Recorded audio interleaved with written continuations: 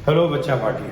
अब बच्चे लोग संकल्प 30 दिनों की दूसरी पड़ाव शुरू हो गई। जहाँ तक कि अभी हम लोगों में बात हुई थी कि 30 दिनों में सारा सिलेबस खत्म और कहीं ना कहीं केमिस्ट्री का पहला चैप्टर टर्म 2 के लिहाज से कार्बन एंड कंपाउंड खत्म हो चुका है। हालांकि उसके क्वेश्चन पेपर्स के अकॉर्डिंग जो प्रीवियस ईयर में पूछा गया उस पर अभी चर्चा बाकी, उसकी एक अलग वीडियो जिसमें पूरे पिछले 10 सालों का क्वेश्चन का संकलन आकलन सब करके आपके सामने प्रस्तुत किया जाएगा। अब सवाल है एक ऐसे चैप्टर की शुरुआत जो YouTube पे बहुत सारे चैनल्स इसमें हैं और हमारी बुक्स में इसको बड़े अच्छे से रखा गया है। अब सवाल ये है कि ये चैप्टर हम लोग जो पढ़ने जा रहे हैं, इस चैप्टर का नाम है रिप्रोडक्शन। और रिप्रोडक्शन के विषय में सिर्फ इतना जानना आपके लिए काफ़ी होगा कि बेसिकली रिप्रोडक्शन करने का मूल मकसद जो है वो ये है कि हम अपनी स्पीसीज को बार बार दोहरा सकें। इसमें एक बच्चे ने मेरे से प्रश्न पूछा कि सर क्यों लाइफ प्रोसेसेस की तरह ये कंपलसरी नहीं माना जाता है। तो इसके दो आंसर हो सकते हैं। पहला ये आंसर हो सकता है कि दरअसल में रिप्रोडक्शन जो है ये अपने नाम को जारी रखने की एक प्रक्रिया है, अपनी जाति प्रजाति को जारी रखने की एक प्रक्रिया है। अर्थात this is just the process of continuation of our species. ये खाने जितना जरूरी नहीं है।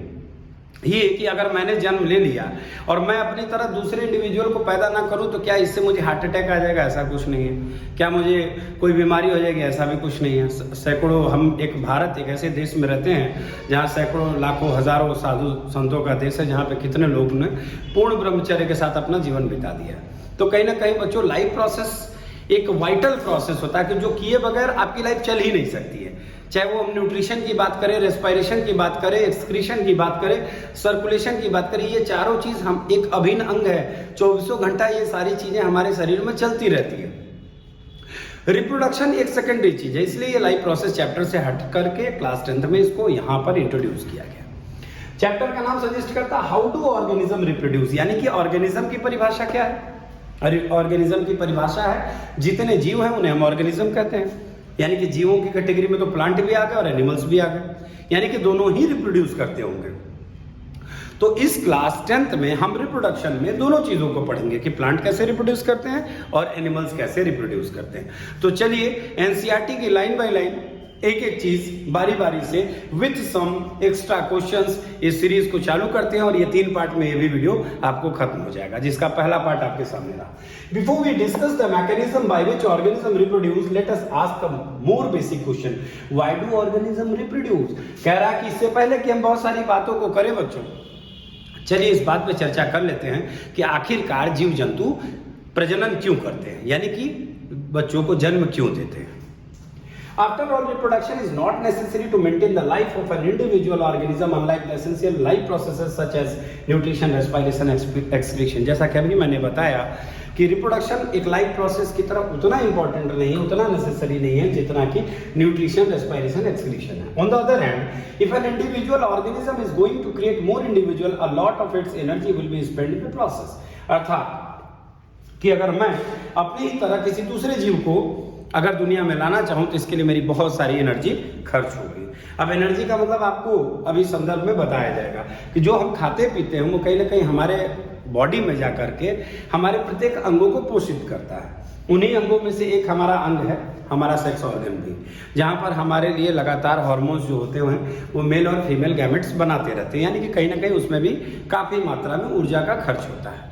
अच्छा, अब कह रहा है कि so why should an individual organism waste energy on a process it does not need if it does not need to stay live. फिर आदमी इतना बेवकूफ क्यों है, इतना पागल क्यों है इस चीज के लिए, क्यों अपनी इतनी सारी ऊर्जा को वो खर्च करता है, जबकि वो जानता है अच्छी तरह से कि उतना इंपॉर्टेंट नहीं है जितना कि न्यूट्रिशन, रेस्पिरेशन और एक्सक्रीशन है। तो इसके लिए एक पॉसिबल आंसर क्या हो सकता है कि whatever the answer to this question, it is obvious that we notice organism because they reproduce. If there were to be only one and non-reproducing member of a particular kind, it is doubtful that we would have noticed its existence। अर्थात इसका line का मतलब ये है बच्चों कि इससे सीधे सीधे मतलब ये निकलता है कि अगर मैं नॉन रिप्रोड्यूसिंग होता अगर मुझ में वो क्षमता नहीं होती कि मैं रिप्रोड्यूस कर पाता, तो शायद अगर हम जैसे हजारों लाखों करोड़ों भारत की पूरी आबादी अगर नॉन रिप्रोड्यूसिंग होती, तो 100 साल 50 साल 150 साल बाद भारत की सारी जो आबादी है वो खत्म हो जाती, और फिर ना भारत देश रहता, ना भारत देश का नाम बताने वाले लोग रहते। अर्थात पूरी दुनिया में रिप्रोडक्शन का एक सीधा सीधा मतलब ये भी है कि हम न सिर्फ इससे अपनी पीढ़ी दर पीढ़ी आगे बढ़ाते हैं, बल्कि अपने इतिहास को लोगों के सामने प्रस्तुत करते हैं। यानी जिसे आप आज हिस्ट्री कहते हैं, वो कल हमारे पूर्वजों के द्वारा जी गई जिंदगी को ही हम आज के ज़माने में हिस्ट्री कहते हैं। सही है ना? उस मिस्ट्री को समझने के लिए जो हमारे पूर्वजों ने जिया था, उसके लिए रिप्रोडक्शन जरूरी है। तो कहीं ना कहीं अपने इतिहास को आप बारी बारी से लोगों को बता सकते हैं। अच्छा, how do we know that two different individual organisms belong to the same species? Usually we say this because they look similar to each other. हम आपके सामने खड़े हैं और हमारे जैसे सैकड़ों YouTube पे टीचर्स आपको वीडियो पढ़ा रहे हैं, देखते ही आप क्या कहते हैं? अच्छे इंसान हैं, अच्छे टीचर हैं। किसी ने कहा क्या क्या गजब का गधा है, क्या गजब का उल्लू है, क्या कमाल का भैंस दिखता है, ऐसा कभी आपने नहीं बोला। आप उसको देखते ही कहते हैं वो इंसान है। इसके पीछे क्या है कि आप उसकी कुछ बेसिक फीचर्स को देख रहे हैं कि इंसान है तो ये चीजें होंगी। ठीक, अब जैसे ही आप डॉग को देखते हैं तो डॉग के फीचर्स आपको मालूम है, तो डॉग चाहे किसी भी प्रकार का हो, रामो सामो किसी नाम का हो, आप उसको XYZ किसी ब्रीड का कहें, लेकिन लास्ट में एक वर्ड जोड़ देते हैं डॉग। यानी कि आप उसकी स्पीसीज को कैसे जानते हैं? Due to reproduction. ठीक है, ये तो रहा हमारे NCERT का एक बेसिक परिचय। अब शुरू होता है कहानी। Do organism create exact copy of themself? क्या ऑर्गेनिज्म अपनी एग्जैक्ट कॉपी बनाते हैं? तो हाँ, बनाते भी हैं और नहीं भी बनाते हैं। सवाल है कि मैं अपने पापा के जैसा 100% क्यों नहीं दिखता हूं? तो इसके पीछे का कारण है जीन्स।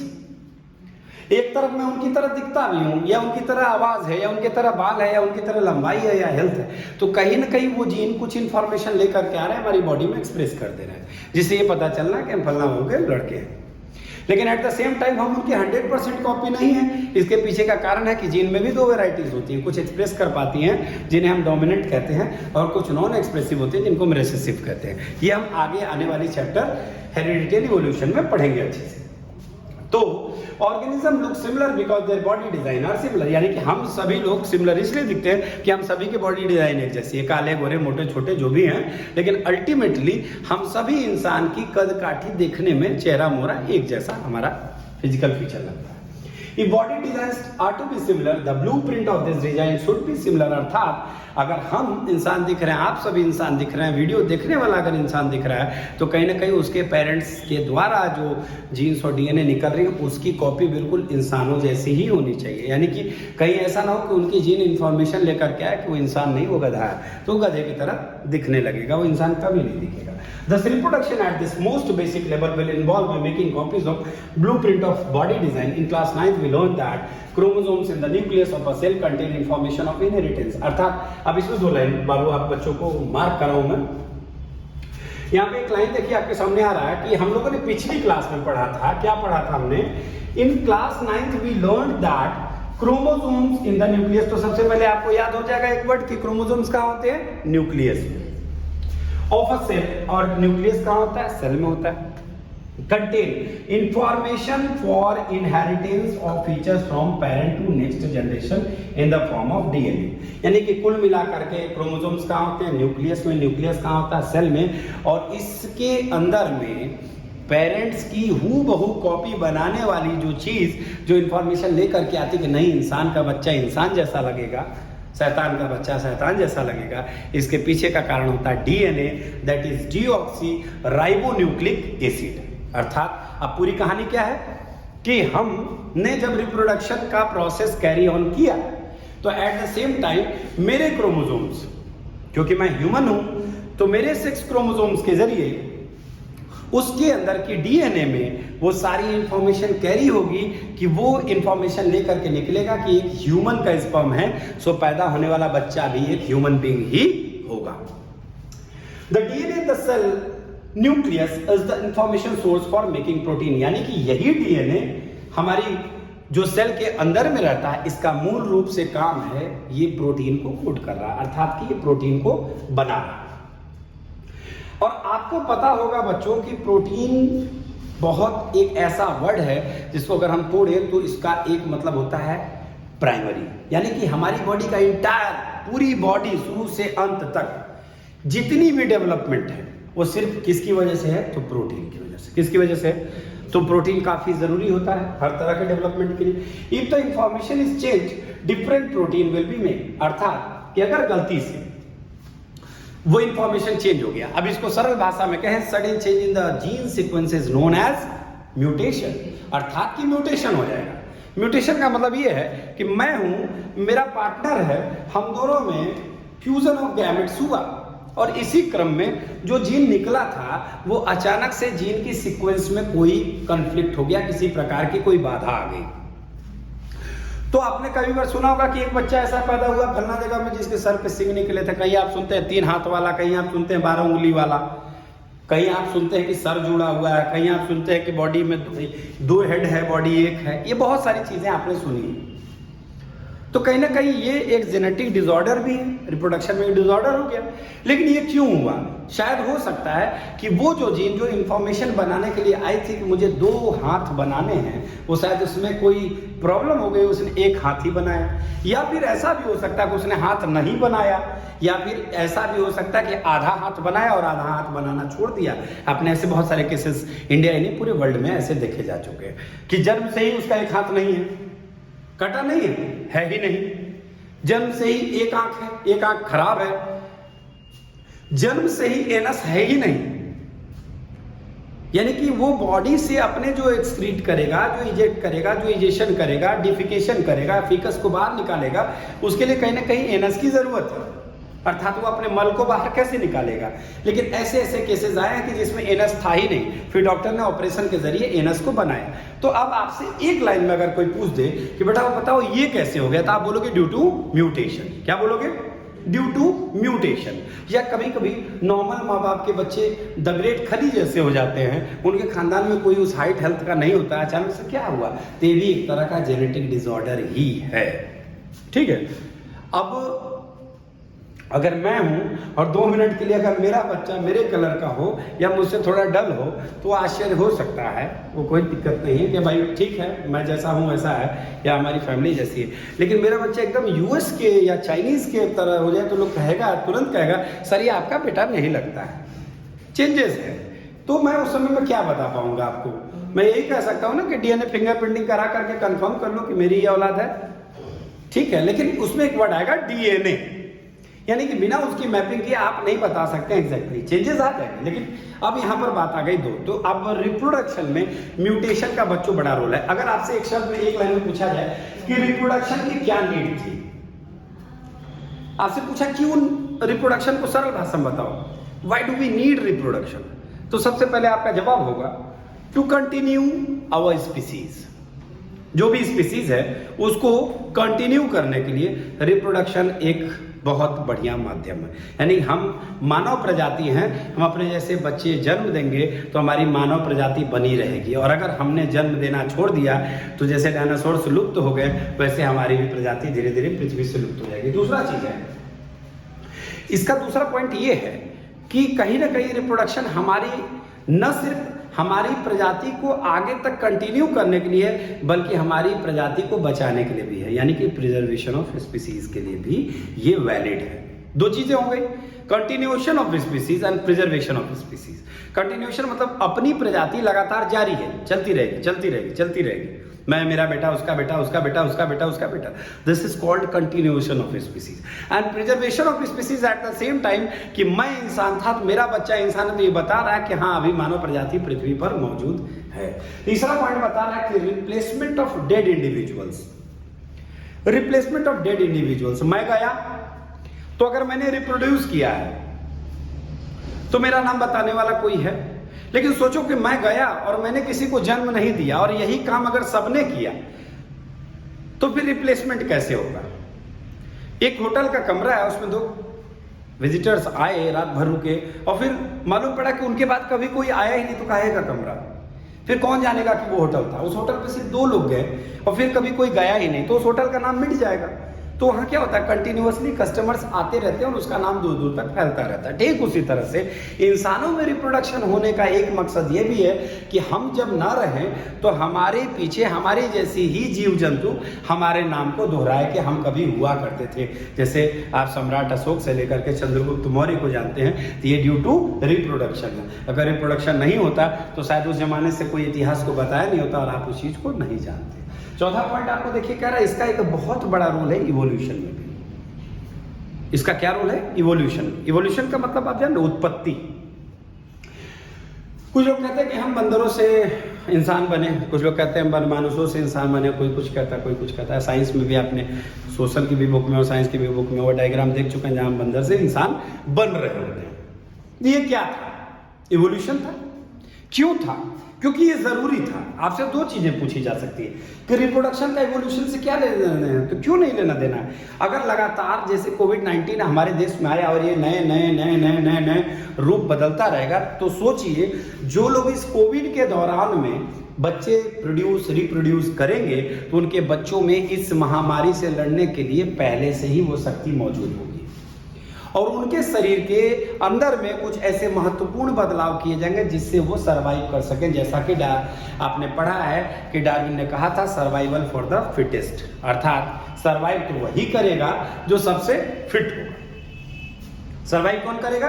जो सबसे फिट होगा। यानी आने वाली पीढ़ी अब जो होगी उसकी इम्यूनिटी इस वायरस के प्रति हमसे बेहतर होगी, क्योंकि अब वो गर्भ के अंदर ही एटमॉस्फेयर का भी एक बहुत बड़ा रोल होता है। हम लोग आगे पढ़ेंगे भी कि गर्भ के अंदर में किस तरह से इन्वायरमेंट भी मैटर करता है। केसर दूध पिलाने से नहीं होता है, ये भी एक बहुत बड़ा सिस्टम है कि बहुत सारी चीजें उसमें चेंज होती है। अब देखिए, अब यहां पर आया कि if the information is changed, different proteins will be made and different protein will eventually lead to altered body design। ये body design का क्या मतलब है कि हो सकता है कि हाथ में ये 5 उंगलियां ना होकर के 6ठीं उंगली निकल आए, उंगलियां हो ही नहीं, पंजा ही ना हो। यानी कि अब ये लाइन ये बता रहा है कि अगर गलती से इसमें छेड़छाड़ हुआ तो ये प्रोटीन बदल जाएंगे और प्रोटीन बदलेंगे तो इंफॉर्मेशन बदलेगी और इंफॉर्मेशन बदलेगी तो बॉडी डिजाइन में एक बहुत बड़ा चेंज हमको देखने को मिलेगा। Therefore, a basic event in reproduction is the creation of DNA copy. Cell use chemical reaction to build copies of their DNA। अर्थात इसका मतलब रिप्रोडक्शन का एक बेसिक इवेंट क्या है? डीएनए कॉपिंग। और ये क्यों होता है? ताकि ये इंफॉर्मेशन सही तरीके से एक जनरेशन से दूसरे जनरेशन तक पहुंचाई जा सके। इसके लिए हमारी बॉडी में सैकड़ों लाखों करोड़ों केमिकल रिएक्शंस होते हैं जिसके जरिए उनकी एक नहीं दो नहीं मिलियंस ऑफ कॉपीज बनाई जाती हैं। कितनी? मिलियंस ऑफ कॉपीज, क्योंकि हम मल्टी सेलुलर हैं तो एक कॉपी से काम चलने वाला नहीं। आगे कहता है this creates 2 copies of DNA in the reproducing cell and they will need to be separated from each other. However, keeping 1 copy of DNA in original cell and simply pushing the other outward will not work। अर्थात कि इसके लिए फिर कहीं ना कहीं 2 copies की यहाँ पे जरूरत पड़ेगी और उनको सेपरेट करना पड़ेगा। एक कॉपी को दूसरे कॉपी सेपरेट करना पड़ेगा। मालूम पड़ा कि सारी एक ही चीज में लग गई तो इन्फॉर्मेशन ही नहीं क्लियर हुआ। एट द सेम टाइम आपसे कोई खाना बनाने को पूछ रहा है और उसी समय में आप उसको केमिस्ट्री भी पढ़ा दें तो मालूम पड़ेगा कि सब्जी के अंदर में इथाइल मिथाइल अल्कोहल कुछ भी वो डाल देगा और आप टपक जाएंगे सिंपली। तो कहने का मतलब है कि सारी चीजें एक साथ ना हो, इसके लिए इनकी कॉपीज का एक सही तरीके से डिस्ट्रीब्यूशन होना भी बेहद जरूरी है। आगे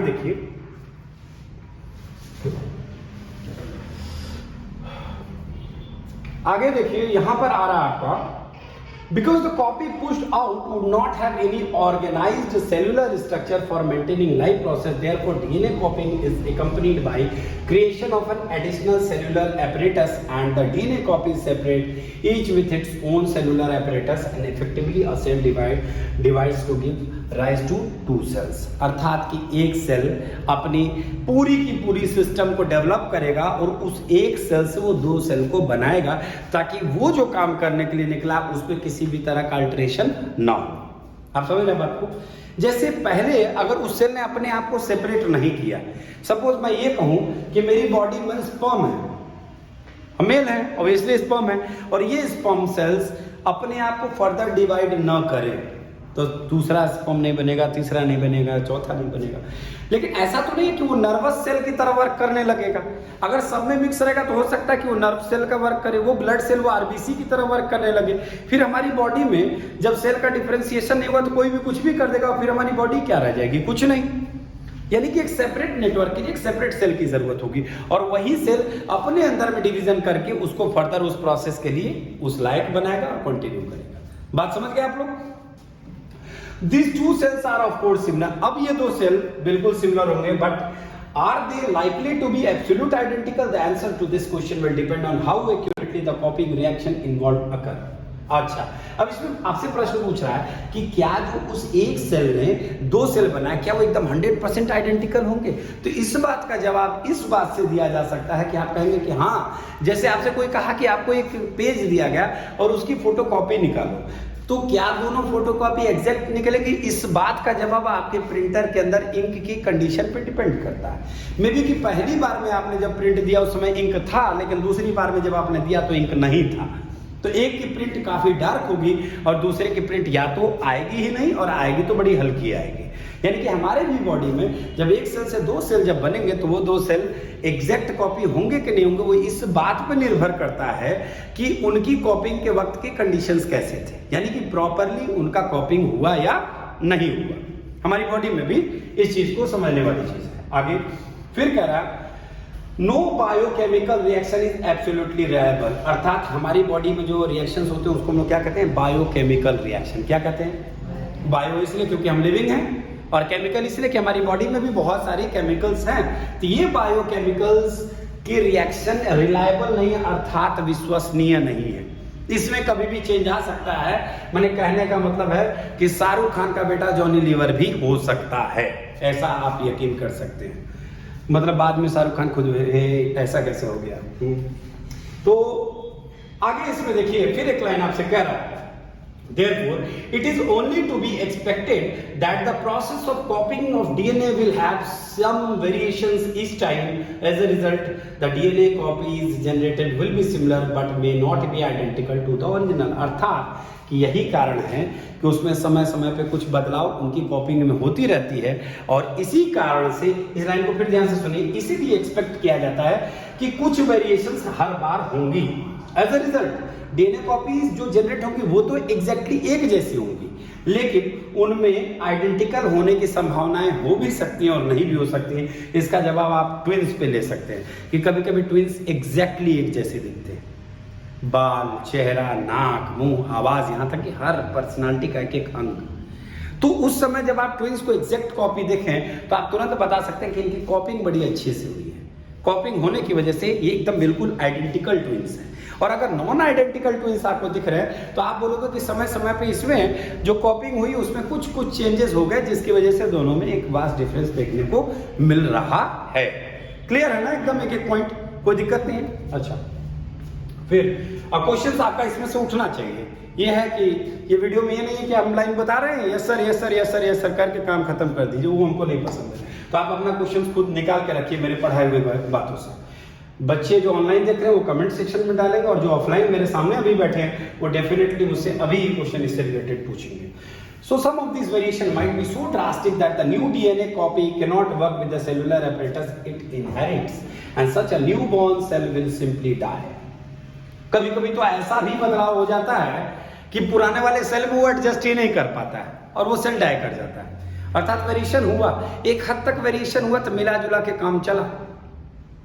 अब इसको मैं सिंपली ये कहूं कि मैं एक घर बना रहा हूं, उस घर में सारे घर के एक एक दीवार में ईंट लगा रहा हूं, और ईंट के बीच में अचानक से एक माउंट एवरेस्ट का एक छोटा सा पर्वत का टुकड़ा डाल के उस पर एक ईंटा टिका दूं, ये भी एक दीवार है। तो मालूम पड़ेगा कि नीचे वाला आदमी पे वो कभी पहाड़ धस गिर जाएगा और वो पहाड़ के नीचे धस के मर जाएगा, उसके बेड पे भी गिर सकता है, क्योंकि आपने दीवार सही तरीके से नहीं बनाया। तो हमारी बॉडी भी जब कॉपिंग करती है तो पहले तो ये है कि कुछ वेरिएशंस होते हैं, लेकिन कभी कभी ऐसा वेरिएशन हो जाता है कि वो अपनी जो ओरिजिनल सेल है उसके एपरेटस के साथ वर्क नहीं कर पाता। अब रीजन बड़ा सिंपल है कि मैं आपके साथ तब तक इंसान कहे जाने योग्य हूं जब तक इंसानों की तरह हरकतें कर रहा हूं।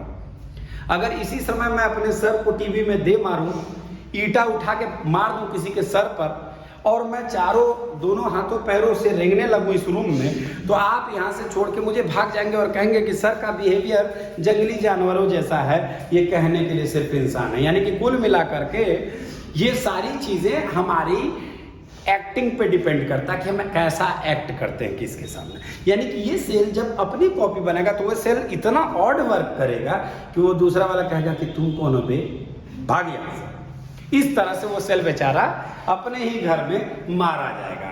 तो रीजन आप समझ गए कि हमारे घर में जब आदमी आता है तो हम उसको चाय पानी देते हैं, और जब सांड आता है तो किसी ने पूछा है कि है would you like some tea and coffee? ऐसा कुछ नहीं है, हुंक देगा, 3 तल्ला फेंक देगा उठा कर। तो ये भी एक कारण है। कल एक लड़का मेरे से भी अच्छे रंग का मिला, कहा सर मेरा दांत नहीं चमकता है, उसके लिए क्या करें? क्या पूछा कि मेरा दांत नहीं चमकता है, उसके लिए क्या करें? और उसका कलर माशाल्लाह हमसे भी 10-20 टोन नीचे था। हम बोले भाई दांत के अलावा तुम्हारे में दिखता ही क्या?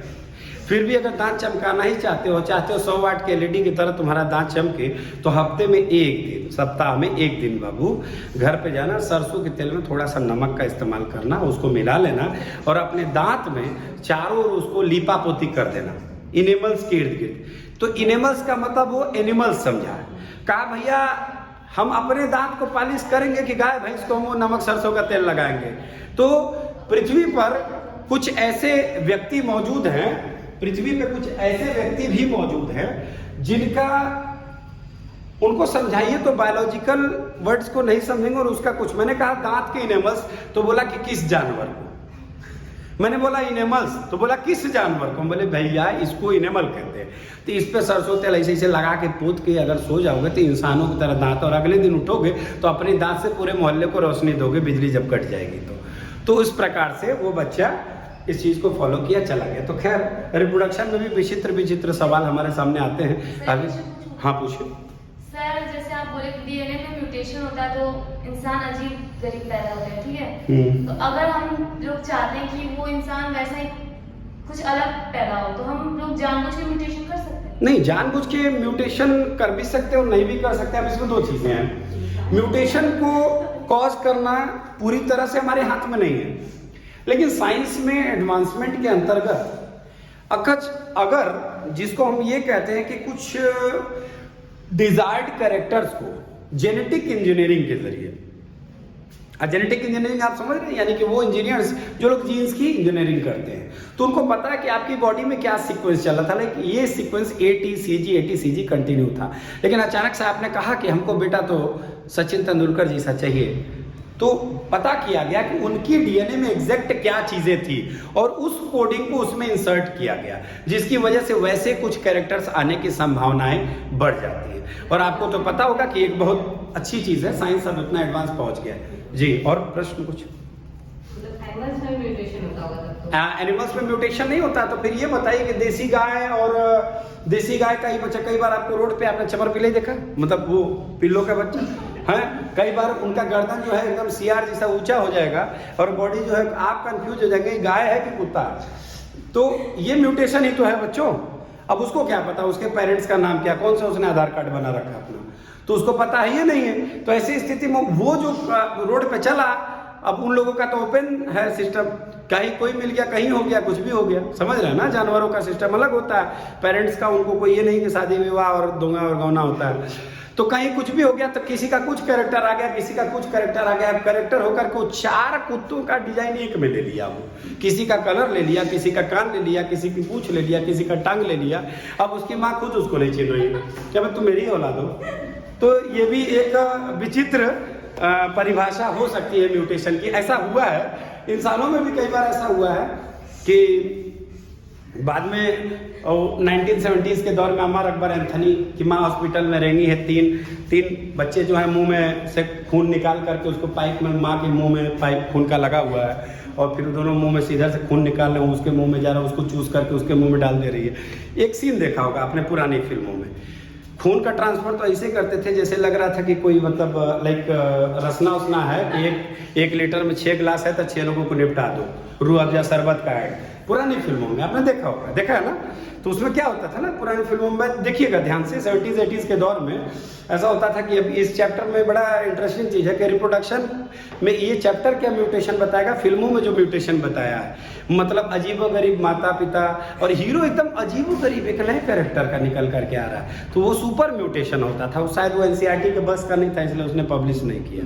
पुरानी फिल्मों में पानी पीते पीते जवान हो जाना, डेवलपमेंट में पानी में आखिर वो कौन सी प्रोटीन होती थी, एकदम लेते ही आदमी जवान होता था और फिर कपड़ा भी चेंज हो जाता था। ये तो और एक नया आश्चर्य था, पुरानी फिल्म बड़ा बेहतरीन आश्चर्य है। तो बच्चों ठीक है, ये आपके प्रश्नों का जवाब है। चर्चाएं बंद करते हैं हम लोग, थोड़ा सा बड़ा मजेदार रहेगा ये, बच्चे जब ऑनलाइन इसको देखेंगे तो ऐसा भी प्रश्न आता है। अब देखिए आगे फिर बच्चों, अब यहाँ कह रहा है कि ये तो हो गया उसका सिस्टम, तो वो उससे new born simply will die. अच्छा, मतलब वो नया बॉर्न सेल जो है एडजस्ट नहीं कर पाया और वो उसकी मृत्यु होगी। On the other hand there should still be many other variations in the DNA copy that would not lead to such a drastic outcome, thus the surviving cells are similar to but subtly different from each other। अर्थात कहने का मतलब है कि variations फिर भी जारी रहेंगे, क्योंकि एक बॉडी की प्रोसेस है तो वो कंटिन्यूअस चलता रहेगा और वो कहीं ना कहीं अपना अपना सेपरेटली वर्क करते रहेंगे, क्योंकि हमारी भी बॉडी की शुरुआत एक स्पर्म और एक ओवम से हुई थी और उसमें मल्टीपल डिविजन्स हुए हैं और न जाने कितने सेल्स उससे तैयार हुए हैं। किसी ने हमारी ब्लड को बनाया, किसी ने हमारे नर्व्स को बनाया, किसी ने हमारे ब्रेन को बनाया, किसी ने हमारे हार्ट को बनाया, यानी कि पूरी बॉडी में आपको पता है ना, cluster of cells is called tissue, यानी कि जाहिर सी बात है similar cells will give rise to a similar tissue. अभी कोई कह दिया एक तो स्पर्म का सेल ले लो, एक तो नर्व से ले लो, दोनों को मिला दो हार्ट तैयार हो जाएगा। ये कौन सा साइंस है भाई? ये तो आप खुद आश्चर्य करेंगे, ऐसा कैसे हो सकता है? How is it possible? या तो अब वहां पर आपका जवाब आएगा कि ऐसा नहीं हो सकता है। जाहिर सी बात है कि मिट्टी के घर में बीच बीच में हम पर्वत को तो नहीं डाल सकते हैं, मिट्टी ही डालेंगे। तो जब हमारे एक सेल एक काम को करने के लिए निकलेगा तो उसे एक ही काम का उम्मीद करेंगे, वो अपनी एक ग्रुप बना करके उस टास्क को अंजाम देते हैं। ठीक है, ये क्लियर हो गया। आगे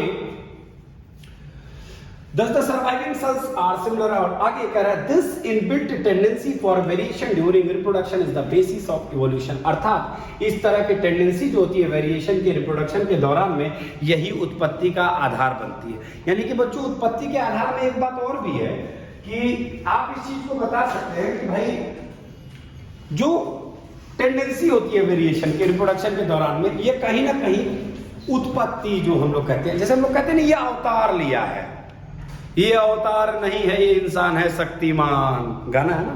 तो उस टाइम से कई बार जो उत्पत्ति हम लोग कहते हैं कि नहीं जन्म नहीं लिया, ये तो अवतार हुआ था। अवतार में क्या होता है? लाइक कुछ डिफरेंट चीज, लाइक 4 हाथ निकल आए, 12 सर के साथ पैदा हो जाए कोई, तो आपको यार ये सामान्य चीज नहीं है भैया, ये एक्स्ट्रा ऑर्डिनरी है, ये साक्षात नारायण है नर के रूप में। ठीक है, तुरंत निकल के लोटा वोटा फेंक के चला के मार दे जय गंगा मैया। ठीक है, ये सिस्टम, बच्चा भी आदमी भी कंफ्यूज कि हमने क्या पैदा किया था। खैर रिप्रोडक्शन में जब इस स्तर पे हो जाए उसे हम इवोल्यूशन कहते हैं। यानी कि कहीं ना कहीं जीवों में जब इवोल्यूशन होता है तो नए कैरेक्टर्स के साथ, नई डिजायर्ड कैरेक्टर के साथ उस ऑर्गेनिज्म में कुछ बदलाव आते हैं और फिर उसका जन्म होता है और फिर वो वहाँ अडेप्ट कर लेता है। बिल्ली को देखते ही हम कहते हैं कि बाघ की मौसी है। हम लोग इस बात का कंफर्मेशन किससे लिए थे? बाघ की माँ से या बिल्ली के पिताजी से? कैसे लिए थे? उसकी बॉडी की सिमिलरिटी को देख करके। न तो हम लोग जंगल में गए थे, न बिल्ली हमारी रिश्तेदार थी, फिर हमने कैसे कह दिया? छिपकली को देखते हैं तो कहते हैं गिरगिट की फैमिली का है, चौसा आम को देखते हैं तो कहते हैं लंगड़ा आम, माने दोनों आम। यानी कहीं ना कहीं हम जब किसी एक तरह की प्रजाति को देखते हैं तो उससे सिमिलरिटीज ढूंढने लगते हैं। अफ्रीका का हो या चाइना का हो या इंडिया का हो, लेकिन एक वर्ड जरूर बोलते हैं ह्यूमन बींग, क्योंकि ह्यूमन बींग की वही कैरेक्टरिस्टिक्स के साथ उसकी बॉडी फीचर्स दिख जाते हैं। सही है ना? तो जानवर चाहे किसी भी रूप में हो, लेकिन जब उसकी बॉडी डिजाइन में सिमिलरिटी दिखती है तो हम कहते हैं लगता है ये इस फैमिली से आता है। हालांकि बच्चों इस पे हम लोग नेक्स्ट ईयर क्लास 11th में जो बच्चे बायो लेंगे उसमें हम लोग क्लासिफिकेशन, टैक्सोनॉमी, नोमेनक्लेचर वगैरह बायो में हम पढ़ेंगे डिटेल में। फिलहाल रिप्रोडक्शन पढ़ा, तो ये पहला पैराग्राफ का अंत हुआ।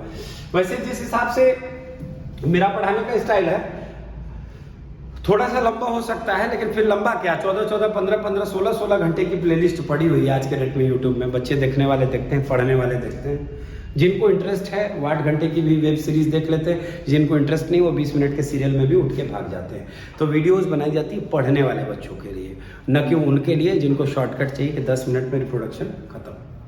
वो रिप्रोडक्शन नहीं खत्म होगा, वो डायरेक्ट खुद ही रिप्रोड्यूस कर देगा 10 मिनट। ठीक है, तो इंपॉर्टेंस ऑफ वेरिएशन, यानी कि अब आपसे पूछा जा सकता है कि वेरिएशन का क्या इंपॉर्टेंस है। तो वेरिएशन का इंपॉर्टेंस है, अब क्यों है वो देखिए।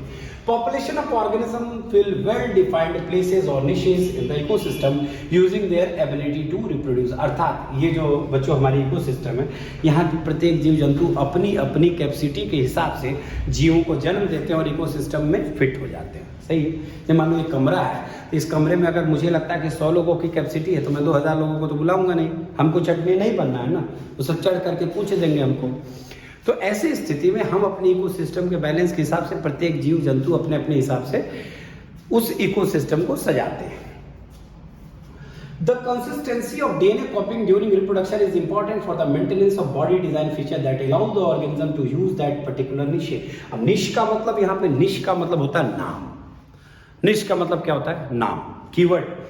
अगर YouTube की भाषा में उसको कहें तो इसको निश का मतलब होता है कीवर्ड। अब जैसे मैं कहूँ हेल्थ, हेल्थ क्या है? निश, एक टॉपिक है, एक नाम है। मैं कहूँ money making, crypto currency, biology, chemistry, physics, everything is निश। यानी कि हम इंसान हैं, हम अपनी नाम को, यानी कि कुल मिला करके कॉपिंग during reproduction is important for maintenance of body design feature. यानी कि मैं अपनी बॉडी की जो डिजाइन है, इस फीचर्स को मेंटेन रखूंगा नेक्स्ट जनरेशन में भी, और इसके साथ साथ टू यूज दैट पर्टिकुलर निश, यानी कि ह्यूमन बींग का बच्चा, ह्यूमन बींग उस निश पे वो टिका रहेगा। ठीक है। Reproduction is therefore link to the stability of population of species, यानी कि कहीं ना कहीं रिप्रोडक्शन जो है लिंक है पॉपुलेशन ऑफ स्पीसीज से। यानी कि आज जो इतने सारे हम लोग कहते हैं 135 करोड़ की आबादी का देश भारत, क्या इसमें सब गधा वधा जोड़ के बोलते हो आप लोग? नहीं, सिर्फ इंसान 135 करोड़ है। तो ये कहीं ना कहीं आपकी पॉपुलेशन क्रिएट करती है आपकी स्पीसीज के। हाउएवर निश can change because of reasons beyond the control of organism. कभी कभी ऐसा होता है कि निश जो होता है वो चेंज हो जाता है, बहुत सारे रीजन इसके पीछे जो हमारे हाथ से बाहर है। Temperature on Earth can go up or down, water level can vary, and there could be meteor hits to think of a few examples। अर्थात हो सकता है कि हम लोगों की ही प्रजाति में आने वाले समय में एक बहुत बड़ी ड्रास्टिक बदलाव दिखे, इसलिए क्योंकि हो सकता है तब तक हमारे ऊपर में कोई मेटेओर का अटैक हो चुका हो, पृथ्वी पे बहुत गर्मी बढ़ चुकी हो, या यहाँ का टेम्परेचर -100 डिग्री सेल्सियस हो जाए। आपको तो पता है कि दुनिया में कई ऐसे देश हैं जहाँ पे माइनस में टेम्परेचर है, जहाँ कभी सूरज नहीं निकलता है, लेकिन इंसान वहाँ भी हैं। और एट द सेम टाइम आपको पता है ऐसे भी देश है जहाँ 50-60 तक टेम्परेचर है, इंसान तो वहाँ भी है। तो वहाँ जो बच्चे जन्म लेंगे और यहाँ अपने यूपी में जो बच्चे जन्म ले रहे हैं, तो कहीं ना कहीं उस बच्चे के जन्म लेने में जो ये वेरिएशन, ये भी बहुत इंपॉर्टेंट होगा। लोग कहते हैं चाइनीज वन सबका आँख जो होता है छोटा छोटा सूजी जैसा दिखता है, पता नहीं पड़ता आँख खोले हैं कि बंद किए। तो ये क्या है? ये डीएनए कॉपिंग है। क्या है? डीएनए कॉपिंग है। अब एक प्रश्न इसमें आप उठा सकते हो कि मैं इंडियन, मेरी वाइफ इंडियन, ठीक, और हम चले गए चाइना में 2, 4, 5 साल 10 साल वहां रह गए, दैट उसके बाद हमने एक बच्चे को जन्म दिया, तो क्या वो बच्चा चाइनीजों की तरह दिखेगा या वो 100% हमारी कॉपी है? तो इसका जवाब होगा ये बियॉन्ड आवर हैंड्स है, ये हमारे हाथ से बाहर है। इन्वायरमेंट बहुत बड़ा फैक्टर होता है रिप्रोडक्शन में, तो कहीं ना कहीं वो बच्चा वहाँ के जैसे कुछ न कुछ फीचर्स अपने अंदर में डेवलप करेगा बर्थ टाइम में ही, और वो जब जन्म लेगा तो वहाँ की क्लाइमेट के लिए वो एकदम परफेक्ट फिट बैठेगा। ठीक है। जो 9 महीने गर्भावस्था के दौरान में जो बच्चा अपने माँ के पेट में रहता है, ये 9 महीने के समय में बच्चा जो है नो डाउट अपनी माँ के मतलब अम्बिलिकल कॉर्ड जहाँ से वो अटैच होता है, वो सारी न्यूट्रिशन ही नहीं लेता, वो आसपास के सारे, आप लोग कहते हैं ना कि माँ ऐसा खाएगी तो बच्चे को ऐसा हो जाएगा, ये खाएगी तो ये हो जाएगा, कोई केसर का दूध देता है, कोई बाल्टी में दूध दे देगा, कोई कुछ भी कर देगा, हैं, कोई घी पिला देगा, कोई बांस का फोफी डाल देगा उसमें, कि ये सब डालने से बच्चा का हेल्थ अच्छा होगा। भले माँ जो है वो चूसी हुई हो, कोई दिक्कत नहीं। कई बार बच्चों को हेल्दी बनाने के चक्कर में माँ को ले भी देते हैं, ये हमारे भारत देश की एक अच्छी खासियत है। अब देखिए चूंकि चैप्टर है तो आप इंपॉर्टेंस ऑफ वेरिएशन, यानी कि ये भी एक वेरिएशन की इंपॉर्टेंस है कि कहीं ना कहीं ये चीजें भी मैटर करेंगी आने वाले समय में, बच्चे का जन्म होगा तो और जाहिर सी बात है कि इन सब चीजों के होने की वजह से if a population of reproducing organism was suited to a particular niche and if the niche were drastically altered the population could be wiped out, अर्थात कि फिर उसमें इवोल्यूशन हुआ और वो पृथ्वी की वर्तमान स्थितियों के हिसाब से उसमें जब वो अल्टरेशन हुआ उसके अंदर में वो डीएनए कॉपिंग में वेरिएशन देखी गई, तो मे भी वो हमसे बिल्कुल अलग पैदा हो सकता है। आने वाले समय में 4 पैर और 4 हाथ के साथ इंसान पैदा होने लगे, क्योंकि उस समय सर्वाइव करने के लिए वही जरूरी हो। यानी कि कहीं ना कहीं रिप्रोडक्शन और इवोल्यूशन एक दूसरे से इंटरलिंक्ड है। इसमें बहुत बड़ा चीज ये भी होता है कि हमारे आसपास का एटमॉस्फेयर क्या, अभी हमने क्या कहा, चाइना वाला एग्जांपल दिया ना, तो कहीं ना कहीं बच्चा चाइना की तरफ होगा। जितना बच्चे का जीन मैटर करता है उतनी ही उसकी माँ का डाइट मैटर करता है और उतना ही आसपास का एनवायरनमेंट भी मैटर करता है। आपने देखा होगा कि पुराने फिल्मों में और कहानियों में हम सुनते हैं कि माँ के गर्भ में ही अभिमन्यु ने सारे दरवाजे का राज सीख लिया था, एक दरवाजे से पहले उनकी माँ सो गई, मतलब बच्चा भी सो गया। तो कुछ बात तो इसमें थी, उसमें सुपर साइंस था, आप समझ सकते हैं। यानी कहीं ना कहीं कि माँ के आराम की अवस्था में जाते ही बच्चा भी धीरे धीरे आराम की अवस्था में चला जाता है, ठीक है। यानी कि वो आसपास की सारी चीजों को डिटेक्ट करता है, ठीक है ना। माँ को हर चीज का इल्म उसके बच्चे के गर्भावस्था में रहने से हो जाता है। जैसे किसी चीज के प्रति उनकी स्मेलिंग पावर बड़ी बढ़ जाती है गर्भावस्था के दौरान में, या किसी एक चीज पर अट्रैक्ट होना, या गोलगप्पे ही 24 घंटा ठूसेंगे, कुछ भी लाइक उनका जैसा उस समय का नेचर हो।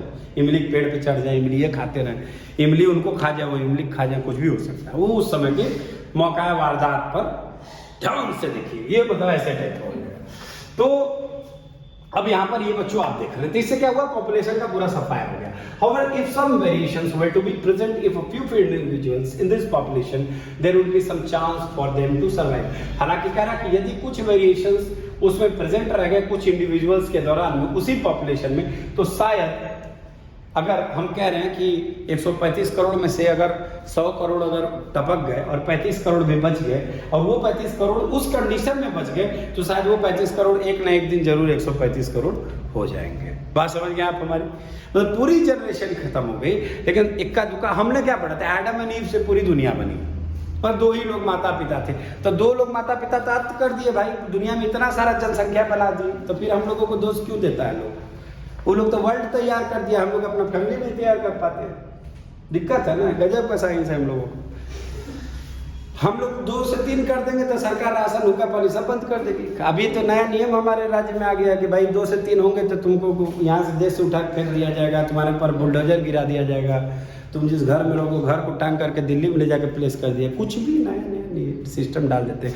मतलब इंसान ना हो उसको फुटबॉल बना दिए, इधर मारेंगे उधर लुढ़क जाओगे। क्यों? बच्चे ज़्यादा पैदा मत करो। अब रीज़न भी उसके पीछे का था कि जो हमारे देश का साइज है, ऐसा तो है नहीं कि मेरे एक बच्चे के जन्म देते ही हमारा देश थोड़ा संगड़ाई लेके फैल जाता हो, एक आदमी और आ गया, देशवासी उड़ रहा है और आदमी फैल रहा है। तो फिर आदमी पे आदमी न रखना पड़े। जैसे आजकल पहले एक तल्ला घर में काम चल जाता था, आपस तल्ला बनाना पड़ता है, जमीन बढ़ नहीं रही है तो छत पर छत लग रहा है। तो एक समय के बाद जब देश खत्म हो जाएगा तो हम पड़ोसी देश में घुस जाएंगे फैलते फैलते, फिर क्या होगा, मार के सब मुआ देंगे वहाँ पर। सब सिस्टम है।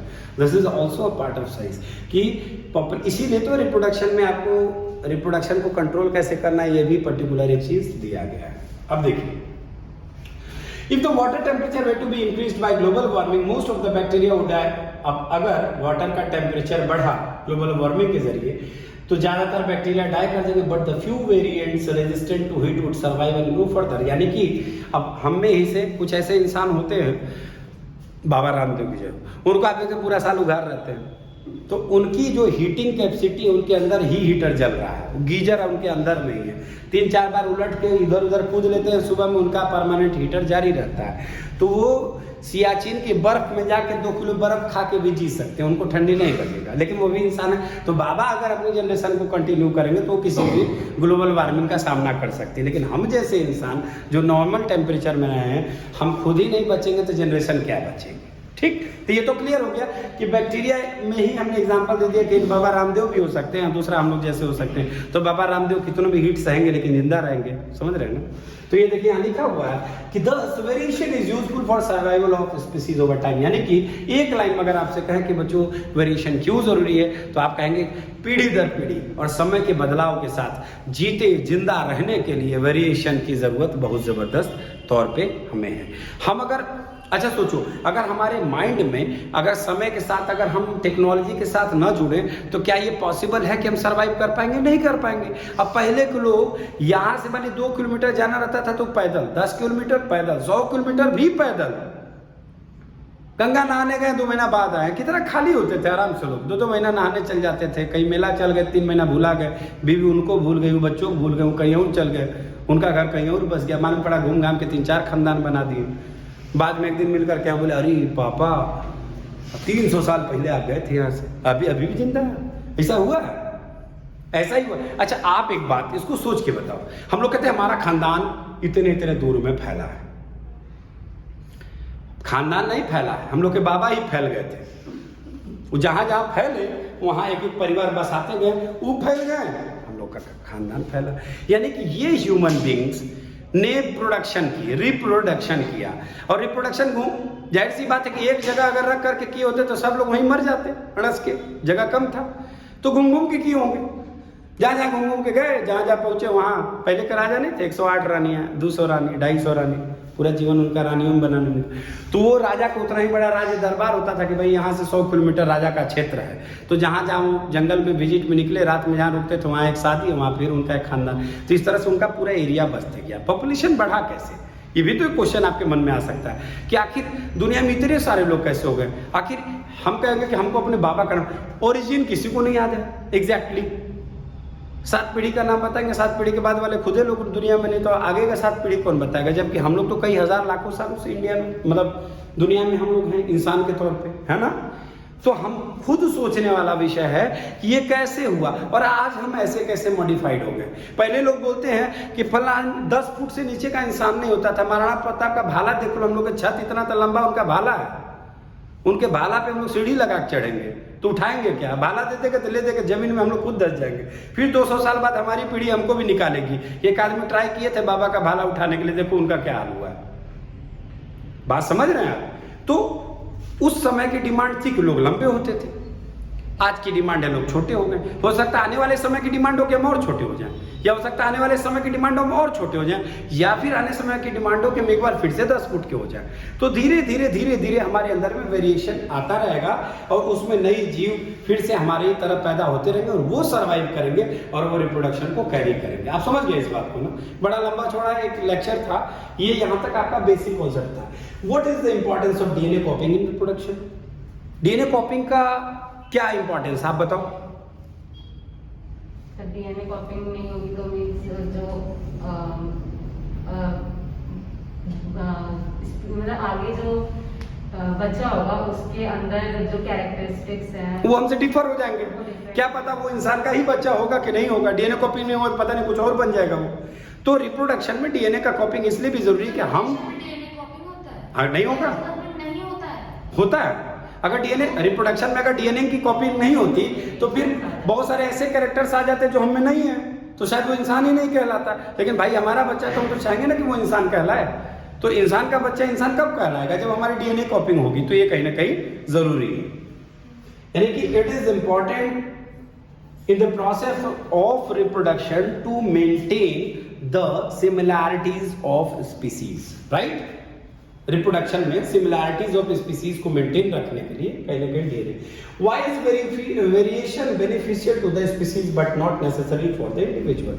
ये क्यों कहता है कि किसी प्रजाति के लिए वेरिएशन अच्छा होता है लेकिन किसी इंडिविजुअल के लिए वो वेरिएशन अच्छा नहीं? तो प्रजाति के लिए जब वेरिएशन होता है बच्चों, तो पूरी प्रजाति एक नए रूप में, एक नए, अब हमारा जैसे हमारा क्रिकेट हो या हमारा बॉलीवुड हो या हमारी फिल्म इंडस्ट्री हो, अब धीरे धीरे एडवांस हो रही है तो अच्छा है।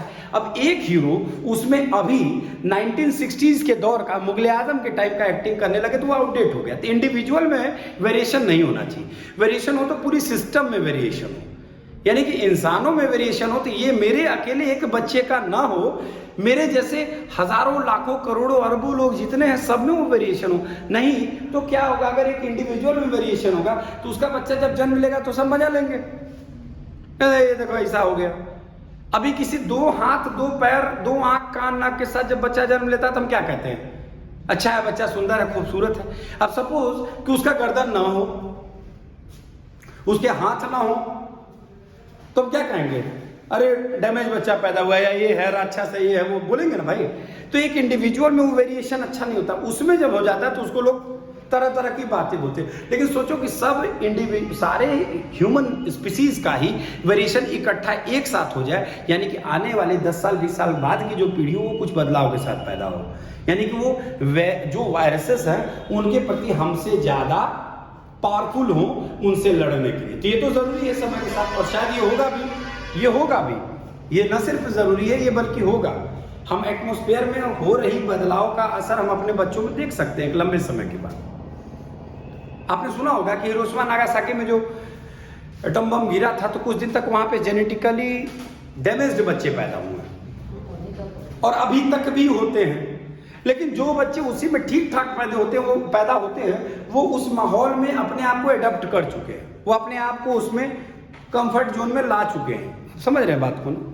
मर गए तो मर गए, वो बात की बात है। लेकिन अगर पैदा हो गया ठीक ठाक से और उसी माहौल में पैदा हुआ तो अपने आप को वो सर्वाइव करने की क्षमता बना लेता है जीने के लिए। जैसे अभी हमें ठंड लग रही है क्योंकि ठंड है, लेकिन एट द सेम टाइम अगर हमें मालूम है कि हमारे पास थोड़ी देर के लिए कपड़े ना हो और ठंड बहुत बढ़ जाए, लेकिन 1 किलोमीटर दूर जा करके हमें एक आसरा मिल जाएगा जहाँ कपड़े भी होंगे और आग भी होगा, तो हम अपनी बॉडी को किसी भी तरह से कॉम्प्रोमाइज करके एडजस्ट करके कांप कूप के हम वहां पहुंच जाएंगे, होगा ना?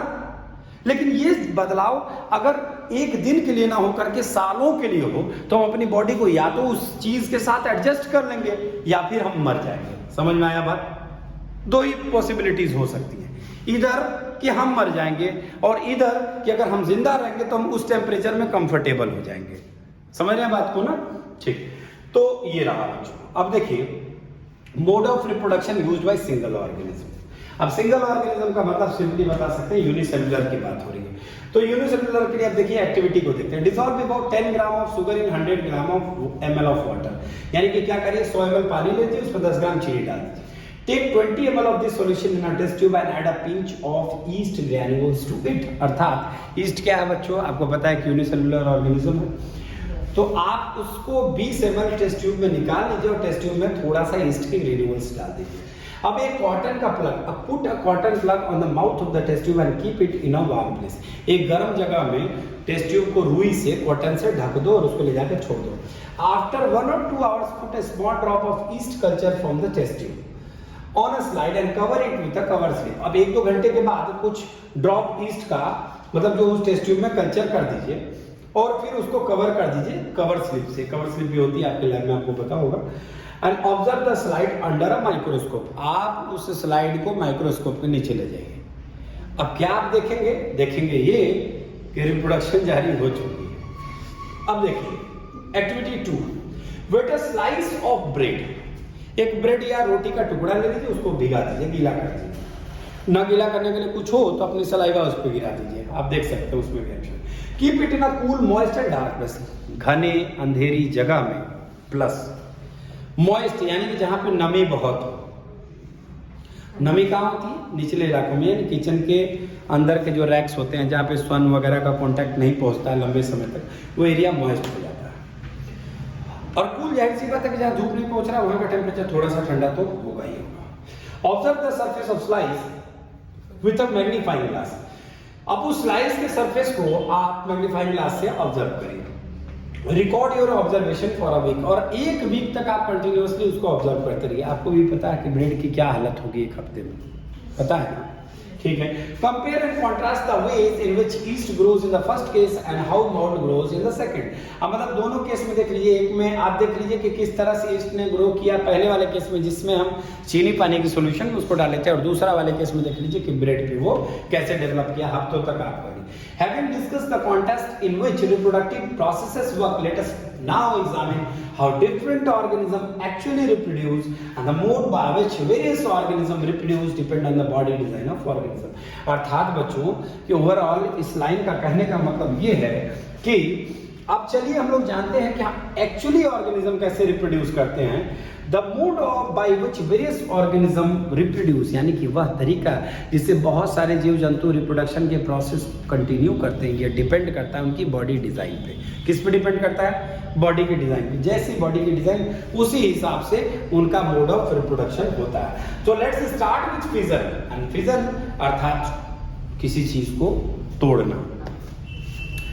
For unicellular organism cell division और fission leads to the creation of new individuals, अर्थात एक कोशिकीय जीवों में सेल का विभाजन, अर्थात एक कोशिकीय यानी कि वन सेल्ड जो ऑर्गेनिज्म होते हैं उनके अंदर में जो डिवीजन ऑफ सेल होता है या फिजन होता है, leads to creation of individuals. अब यहाँ देखिए बच्चों, ये आपको साफ साफ दिख रहा है यहाँ पर कि ये एक अमीबा है, दिख रहा है ना, दिख रहा है अमीबा है। अब यहाँ देखिए इंडिविजुअल है, अब इसमें क्या हो रहा है, सेल डिवीजन हो रहा है। तो सबसे पहले क्या डिवाइड हो रहा है, इसका न्यूक्लियस, क्या डिवाइड हो रहा है, न्यूक्लियस डिवाइड हो रहा है। और न्यूक्लियस के बाद क्या डिवाइड होगा, जब न्यूक्लियस डिवाइड हो जाएगा तो बॉडी भी डिवाइड हो जाएगी। तो आप देख सकते हैं यहाँ पे ये न्यूक्लियस इलोंगेट हुआ, यहाँ ये दो न्यूक्लियस बना, अभी तक बॉडी एक ही है, देख रहे हैं। लेकिन यहाँ पर फिर सेल डिवीजन फर्दर होगा और ये एक अलग अमीबा और ये एक अलग अमीबा। ओवरऑल आपने क्या देखा कि फिजन के कई पैटर्न हो सकते हैं, बाइनरी फिजन, मल्टीपल फिजन, आपने आपकी बुक्स में है भी, क्लास 10th में आपको पढ़ना। तो फिजन का मतलब कई तरीके हो सकते हैं, डिपेंड करता है उस ऑर्गेनिज्म पे वो किस तरह से अपनी बॉडी को डिवाइड करता है, ठीक है। तो यहाँ पे हम लोग बात कर रहे हैं बाइनरी फिजन इन अमीबा की। तो देखिए क्या कह रहा है, many bacteria and protozoa simply split into two equal halves, मतलब बहुत सारे ऐसे बैक्टीरिया और प्रोटोजोआ होते हैं जो अपने आप को सिंपली कुछ नहीं करते हैं, दो इक्वल हाफ में बांट लेते हैं और एक से दो बन जाते हैं सेल डिवीजन के बाद। In organism such as amoeba the splitting of two cell during division can take place in any plane, मतलब कि यहाँ पर ये डिजाइन जो आप देख रहे हैं तो इसमें ये कह रहा है कि अमीबा में ये किसी भी प्लेन में, मतलब ऐसे ऐसे भी डिवाइड हो सकता है, ऐसे ऐसे भी डिवाइड हो सकता है, ऐसे ऐसे भी डिवाइड हो सकता है, ऐसे ऐसे भी डिवाइड हो सकता है, ऐसे ऐसे भी डिवाइड हो सकता है। ये सारे प्लेन्स है ना बच्चों, है ना, समझ में आ रहा है। मतलब ये नहीं है कि एक निश्चित पॉइंट पे ही अमीबा वहीं से अपने आप को डिवाइड करेगा। लिख रहा है कि अमीबा में ये cell division in any plane, मतलब कहीं से भी हो सकता है, चाहे वो हॉरिजॉन्टल वे हो या वर्टिकल हो, उससे कोई दिक्कत नहीं है। अच्छा, दूसरी चीज, अब यहाँ पे आप देख सकते हैं कि फिर इसके बाद यहाँ पे आपके सामने लिशमेनिया को दिखाया गया है। अब देखिए ये लिशमेनिया वही है जो एक जमाने में, क्या आज भी है काफी हद तक, कालाजार। कालाजार का मतलब ब्लैक फीवर, ये जिसकी वजह से होता था उसका नाम था लिशमेनिया। तो ये किस तरह से हमारी बॉडी में आता था और फ्यूजन करके एक से कई बनता था, उसको देखिए। However, in some unicellular organisms show somewhat more organization of their bodies, seen in leishmania, which cause Kala-Azar, which have a whip-like structure at one end of the cell. अब देखिए यहाँ पे whip-like structure आपको दिख रहा है, समझ गए? तो in such organism, binary fission occurs in definite orientation in relation to their body design. अब इसकी बॉडी इस तरह की है बच्चों, यहाँ देखिए ये ए स्ट्रक्चर देखिए, फिर बी देखिए, फिर यहाँ सी में देखिए, फिर डी में देखिए। आप क्या देख रहे हैं, ये चीज देख रहे हो, एक सेल था, एक से दो बना, फिर दो डिवाइड हुआ, फिर ये दो है, और फिर ये दोनों अपने आप को इलोंगेट करके दो भाग में बट गए, ये अलग हो गया और ये अलग हो गया। देख पा रहे हैं ना। तो कह रहा है कि जैसे अमीबा में कहीं से भी डिवीजन हो जाता है, वैसे लिशमेनिया में ऐसा नहीं है। लिशमेनिया में एक निश्चित जगह से ही डिवीजन हो सकता है। यानी कि बाइनरी फिजन के एग्जांपल में जब आप अमीबा की बात पूछी जाए तो सिर्फ अमीबा का बात करेंगे, न कि लिशमेनिया का बात करेंगे, क्योंकि दोनों का मोड ऑफ रिप्रोडक्शन भले ही एक जैसा है, दोनों में ही सेल डिवाइड हो रहे हैं, लेकिन उसमें था कि कहीं से भी, और इसमें है कि एक निश्चित एरिया से। ये बहुत बड़ी चीज है। आगे फिर देखिए this structure on other single celled organism such as malarial parasite plasmodium divide in many daughter cell by multiple fission. अर्थात बच्चों यहाँ ये प्लाज्मोडियम कर दिया गया है। इसमें बाइनरी फिजन नहीं था, बाइनरी का मतलब दो होता है, इसमें मल्टीपल फिजन होगा, मतलब एक से हजारों सैकड़ों। किसकी बात हो रही है, प्लाज्मोडियम की। किसकी बात हो रही है, प्लाज्मोडियम की। ये भी क्या है, एक सिंगल सेल्ड ऑर्गेनिज्म ही है, लेकिन इसकी बॉडी इस तरह की है कि बाइनरी फिजन को फॉलो नहीं करता है, ये मल्टीपल फिजन को फॉलो करता है। ओवरऑल आप इसमें एक लाइन में आप कह सकते हैं कि हाँ, इससे ये हमें क्लियर हो जाता है कि जो हमारी बॉडी का डिजाइन होता है उसी के अकॉर्डिंग हमारी बॉडी रिप्रोड्यूस करती है। जैसे अमीबा का डिजाइन बच्चों जैसा था, अमीबा ने वैसा रिप्रोड्यूस किया। जब लिशमेनिया की बात आई, लिशमेनिया का डिजाइन वैसा था तो उसने उस तरीके से रिप्रोड्यूस किया। यहाँ बात प्लाज्मोडियम की हो रही है तो प्लाज्मोडियम का बॉडी डिजाइन जैसा है वैसा प्लाज्मोडियम ने अपने आप को डिवाइड किया। यानी कि कुल मिलाकर के moral of the story of fission is that it depends upon the organisms structure somewhere. And that leads to the cell division. अर्थात कुल मिलाकर के फिजन का मतलब ये होता है टूटना, यानी कि वो उसकी बॉडी टूटेगी। ये कैसे टूट करके वो दो ऑर्गेनिज्म में बटेगी, ये उसकी बॉडी डिजाइन पे कहीं ना कहीं मैटर करता है। दूसरी टॉपिक है बच्चों फ्रेगमेंटेशन। फ्रेगमेंटेशन को समझना है तो इस एक्टिविटी को एक बार हम लोग फिर देखते हैं। कलेक्ट वाटर फ्रॉम लेक और pond that appears dark green and contain filamentous structure. अर्थात सीधे सीधे बाबू लोग चल जाइए गांव में और देख लीजिए पोखरा या कुआं, ऐसी जगह तालाब देख लीजिए जहाँ के पानी का रंग हरा हो चुका हो, और जब उस पानी को अपने हाथ में लें तो उसमें कुछ काई जैसी चीज पानी में आ जाए। काई, हम लोग देसी लोग काई समझते होंगे। जिस पानी में काई हो जाए और जिस पानी का रंग हरा हो जाए, ठीक है, जिस काई का मतलब जिस पानी में काई की प्रेजेंस हो और पानी का रंग दूर से ही हरा दिखे, वहां से पानी उठा लो। Put 1 or 2 filaments on a slide. एक स्लाइड में उनमें से जो दो फिलामेंट्स, दो काई जैसे ग्रीन ग्रीन निकले हैं, उसको एक स्लाइड में रख दीजिए। Put a drop of glycerine on this filaments and cover it with a cover slip. अर्थात ग्लिसरीन तो लड़कियों को खूब अच्छे से पता होगा ग्लिसरीन का क्या यूज होता है, पोतने उतने में, आंसू गिराने में भी ग्लिसरीन का जबरदस्त रोल है ना। जिस तरह इस सीरियल में देखती हैं डबर डबर सब रोती हैं, एकदम लगता है कि स्क्रीन फाड़ के रो करके, जैसे कि प्रीता की माँ है। तो ये सब ग्लिसरीन का कमाल है। एक बूंद डाल दो दिन भर, ठीक है, जैसे संतरा का छिलका है, रोने के लिए अच्छा मतलब उपकरण हो सकता है। तो यहाँ पे बच्चों आप उसको ले लीजिए और उसके 1-2 फिलामेंट्स के ऊपर में बड़े आराम से आप क्या करेंगे कि आप गिरा देंगे glycerine. Put a drop of glycerine. अब उसको कवर स्लिप से स्लिप कर दिया। Observe the slide under a microscope. Can you identify different tissues of spirogyra filaments. मतलब कह रहा है कि अब उसको स्लाइड को माइक्रोस्कोप में ऑब्जर्व करिए, क्या आप देख रहे हैं कि स्पाइरोगायरा के फिलामेंट्स में आपको डिफरेंट टिश्यूज दिख रहे हैं? तो अब जवाब होगा। अब हुआ क्या वो देखिए। In multi cellular organism with relatively simple body design, simple reproductive method can still work. Spirogyra for example simply break up into smaller pieces upon maturation. अर्थात यहाँ पे देखिए आपको डायग्राम इसका दिया हुआ है, ये तो आपका उसका दिया है।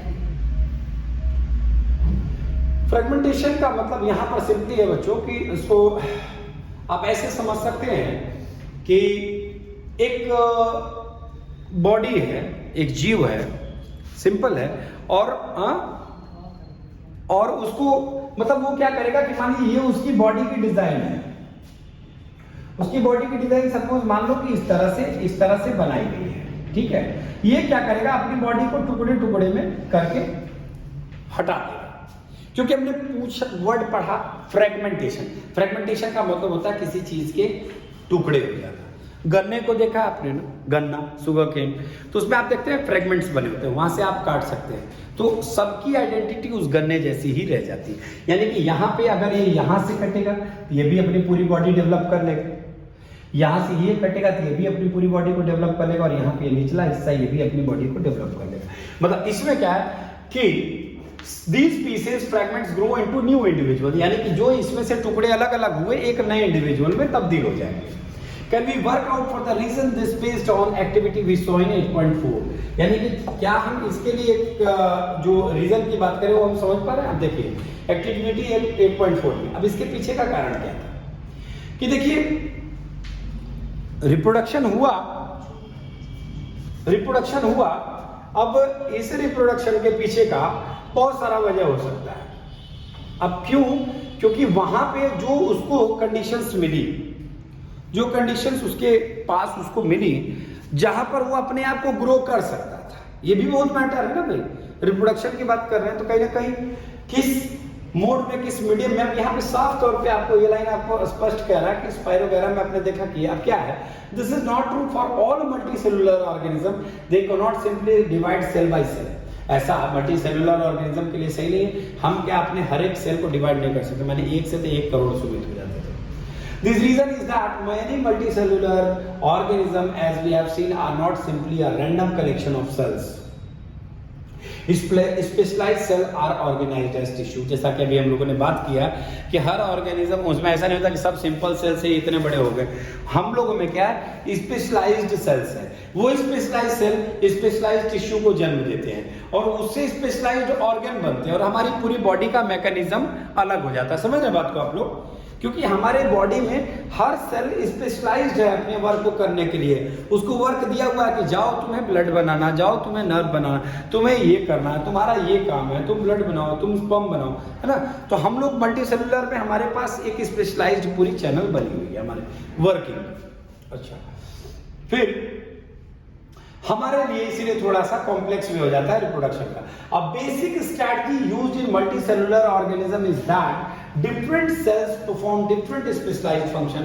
Following this general pattern, reproduction in such organism is also the function of specific cell type. यानी कि अब यहाँ बात आ गई हम जैसे जीवों की, कि कह रहा है कि इसमें मल्टी सेलुलर ऑर्गेनिज्म क्या होता है कि डिफरेंट जो सेल होते हैं वो अलग अलग स्पेशलाइज्ड वर्क करते हैं। जैसा कि अभी हमने बताया, हमारा नर्व सेल नर्व का ही काम करेगा, ठीक है। हमारे ब्लड सेल्स ब्लड का ही वर्क करेंगे। तो क्या होगा, इस जनरल पैटर्न की वजह से हमारे में जो रिप्रोडक्शन होगा वो होगा स्पेसिफिक सेल टाइप से, जैसे कि हम में स्पर्म एंड ओवम से होता है। सही है। How is reproduction to be achieved from a single cell type if the organism itself consist of many cell types? तो कह रहा है कि कैसे रिप्रोडक्शन पॉसिबल है एक ही सिंगल सेल टाइप से यदि उस ऑर्गेनिज्म के अंदर में मेनी सेल टाइप्स प्रेजेंट है। हमारे पास बॉडी में तो कई सारे सेल टाइप्स हैं, ऐसे में कोई एक सेल ही कैसे ये कर सकता है? जैसे हम लोग अपनी बात करते हैं तो स्पर्म की बात करते हैं, कोई और सेल ये काम क्यों नहीं कर पाता? चलिए उसको जानते हैं। This answer is that there must be a single cell type in the organism that is capable of growing, proliferating and making other cell types under the right circumstances. अर्थात इसका मतलब है कि उस पूरी बॉडी के अंदर में उतने सारे सेल्स में कोई एक सेल जो इस रिप्रोडक्शन के लिए जिम्मेदार है वो अपनी इंटायर दुनिया बनाने की क्षमता रखता है। बात समझ रहे हैं? वो अकेला ऐसा सेल होगा जो राइज करेगा अपने ही जैसे इंडिविजुअल्स को। यानी कि हमारा स्पर्म और फीमेल्स का ओवम वो पावर रखता है कि जितनी पूरी इंटायर बॉडी में जो मैकेनिज्म अलग अलग सेल कर रही हैं वो इन दोनों को जुड़ करके जाइगोट बनाएगा, सेल डिवीजन होगी, एम्ब्रियो बनेगा, वो फर्दर डेवलप होगा, बेबी बनेगा और यही दो सेल्स बाकी पूरी सेलुलर दुनिया को पैदा करेंगे। बात समझ गया? इन दो सेल्स में ही इतनी क्षमता होगी कि उस पूरी दुनिया को उस बॉडी के अंदर वो डालेंगे और धीरे धीरे उनमें सेल्स का एक नेटवर्क बनेगा और डेफिनेटली वो नेटवर्क अपने अपने काम को करके उसको भी हमारे जैसा एक इंडिविजुअल बना देंगे। ठीक, ये नहीं। अब तीसरी चीज आप लोग चलते हैं बच्चों, regeneration. Many fully differentiated organisms have the ability to give rise to new individual organisms from their body parts. That is, if the individual is somehow cut or broken into many pieces, many of these pieces grow into separate individual. अर्थात बच्चों ये hydra के ऊपर में कहा जा रहा है, तो बडिंग में भी बड़ा अच्छा एग्जांपल हाइड्रा, बर्ड्स निकल जाते हैं। हाइड्रा के लिए कह रहा है या प्लानेरिया को हम उसको टुकड़ा टुकड़ा कर दें, एक नहीं 100 टुकड़ा कर दें। कह रहा है कुछ जीव ऐसे भी हैं कि जिनको काट दो, तोड़ दो, मरोड़ दो, उनको कई टुकड़ों में बांट दो तो उनमें इतनी क्षमता होती है कि बॉडी के जिस पार्ट से जहां से आपने उसको काटा है वो अपने आप में एक इंडिविजुअल बनने की क्षमता रखता है। यानी कि अगर उस हाइड्रा को हमने 100 टुकड़े कर दिए तो उस एक हाइड्रा से वो 100 हाइड्रा बन जाएंगे, यानी कि पूरी बॉडी रीजनरेट हो जाएगी। यानी इस प्रोसेस को हम लोग कहते हैं रीजनरेशन। अब यहां कह रहा है कि pieces grow into, this is known as regeneration. See figure 8.3, यहाँ पे एक फिगर 8.3 दिया गया है बच्चों, देखिए। ये था, इसको काटा हमने, ये देखिए, फिर इसने अपने आप को डेवलपमेंट किया और इसने अपने आप को बना दिया। अब सवाल इसमें दो उठता है कि कई बार बच्चों के लिए बड़ा कंफ्यूजिंग होता है। एक प्रश्न वो पूछते हैं कि क्या अंतर है फ्रेगमेंटेशन में और बडिंग, सॉरी फ्रेगमेंटेशन में and at the same time हम लोग रीजनरेशन की बात करते हैं। क्या अंतर है दोनों, बताइए। सर, जो फ्रेगमेंटेशन होता है उसमें से वो एक स्पेसिफिक जगह होती है जहां से वो कटता है। फ्रेगमेंटेशन में बच्चों एक स्पेसिफिक जगह से, जैसे हम लोग कहते हैं छिपकली का पूंछ कटा तो फिर से पूंछ निकल गया। कभी हमने नहीं कहा कि छिपकली की गर्दन कट गई तो फिर से गर्दन निकला। यानी कि हमने क्लियर कहा कि उसकी बॉडी का ये पर्टिकुलर पॉइंट है जहां से उसको काटा जाता है तो वो फिर से ग्रो कर जाती है। यानी कि फ्रेगमेंटेशन में एक निश्चित पार्ट होता है, वहीं से वो कटेगा तो वो जीवित रहेगा और अपनी नई कॉपी को बनाएगा।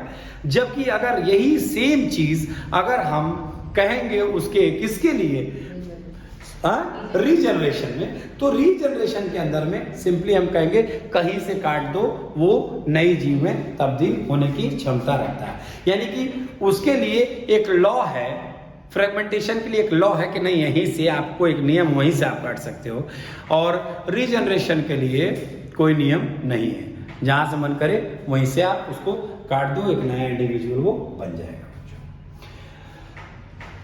अब बडिंग की बात करें बच्चों, organism such as hydra use regenerative cells for reproduction in the process of budding. In hydra bud develops as an outgrowth due to repeated cell division at one specific site। अब देखो बाबू, यहाँ पर ये hydra का एक structure है। इस hydra के स्ट्रक्चर में बता रहा है कि पर्टिकुलर किसी एक पॉइंट पे, उस पर्टिकुलर एक पॉइंट पे रिपीटेड सेल डिवीजन होगा। रिपीटेड सेल डिवीजन होगा तो क्या होगा, वो एरिया ग्रो करेगा। अगर यहाँ पे हमारे इस हिस्से पे कंटिन्यूअसली अगर रैपिड सेल डिवीजन होते होते रहेगा तो कुछ अंतर तो आएगा ही। तो एक पर्टिकुलर पॉइंट में हाइड्रा में देखा जाता है कि एक जगह पे कंटिन्यूअसली क्या हो रहा है, रैपिड सेल डिवीजन हो रहा है स्पेसिफिक साइट पे। और ये बर्ड जो होता है एक छोटे से इंडिविजुअल इसी लुक में वो अपने आप को धीरे धीरे एक्वायर करेगा, और जब ये पूरी तरह से मैच्योर हो जाएगा तो मैच्योर होकर इससे अलग हो जाएगा। बात समझ रहे हैं?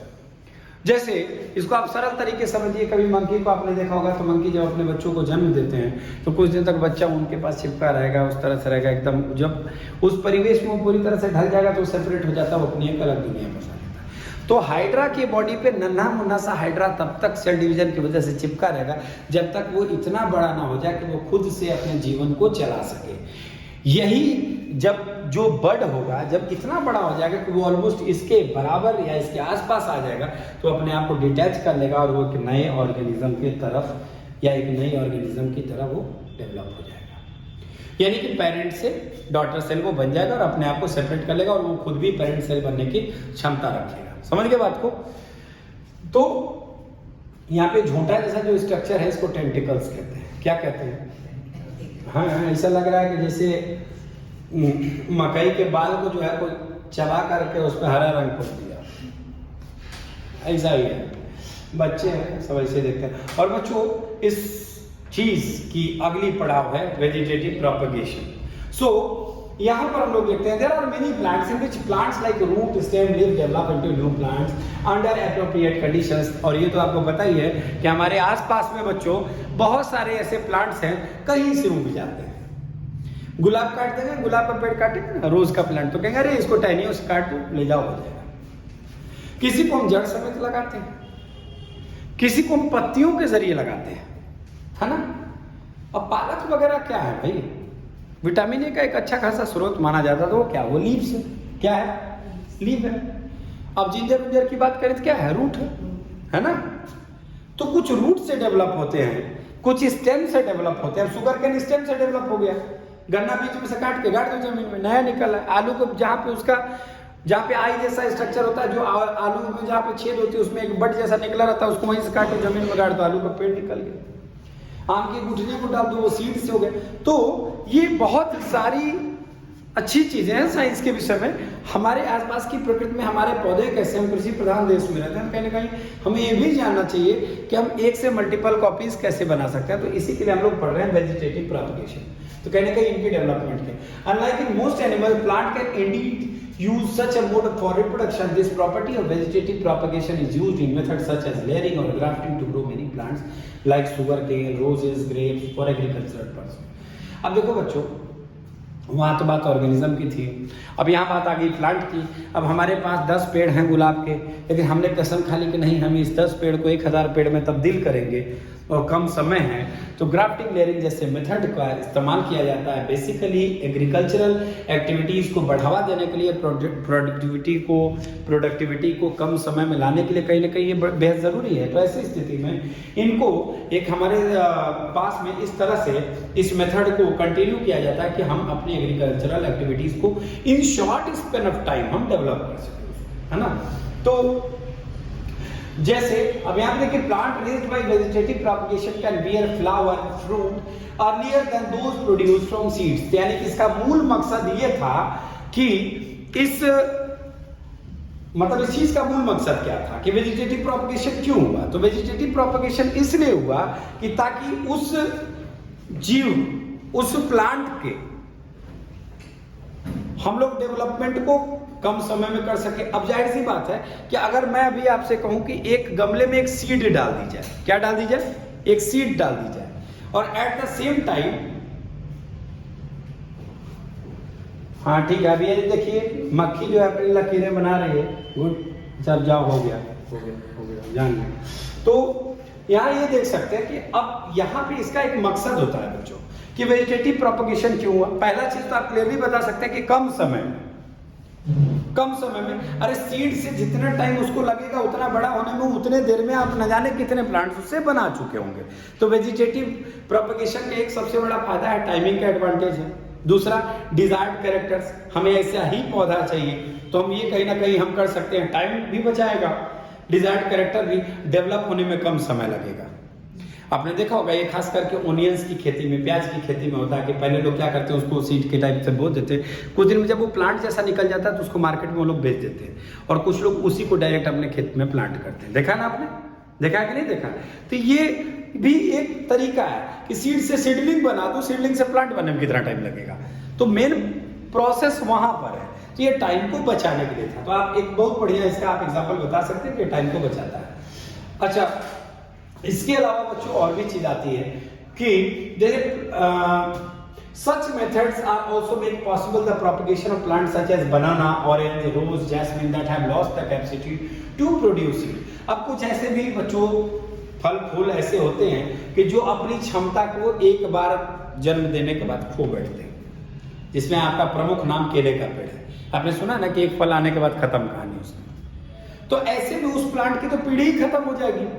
तो उसके लिए वेजिटेटिव प्रोपगेशन एक बड़ा अच्छा साधन है कि उस पेड़ को आप काट देंगे, उसकी जड़ में दूसरा निकलेगा, फिर उसमें से तीसरा निकलेगा, फिर चौथा निकलेगा, और उसकी जनरेशन कंटिन्यू रहेगी। ठीक, तो कुछ ऐसे प्लांट्स जिनकी सीड की प्रोड्यूसिंग कैपेसिटी खत्म हो जाती है, उनके लिए भी वेजिटेटिव प्रोपगेशन एक बड़ा अच्छा एडवांटेज देता है। Another advantage of vegetative propagation is that all plant produced are genetically similar enough to the parent plant to have all its characteristics। अर्थात कि वेजिटेटिव प्रोपगेशन का बच्चों एक बेनिफिट ये भी है कि वो पेरेंट। तो बच्चों एक्टिविटी 8.5 को देखते हैं।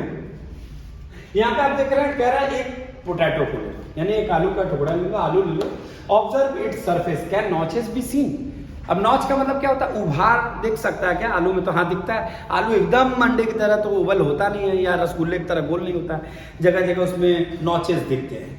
ठीक है, cut the potato into small pieces such that some pieces contain notch or bud and some do not. अब क्या करना कि आलू को इस तरह से काटो कि कुछ में वो नॉच हो और कुछ में वो नॉच ना हो। जैसा कि आप भुजिया की कटिंग करते हैं तो भुजिया टाइप से ही काट लो, लेकिन नॉच वाले हिस्से को भी आप एक तरफ रख दीजिए। Spread some cotton on a tray and wet it. अब एक ट्रे पर कॉटन रख दीजिए, ठीक है, कॉटन रख दीजिए और उसको गीला कर दीजिए। Place the potato pieces on this cotton.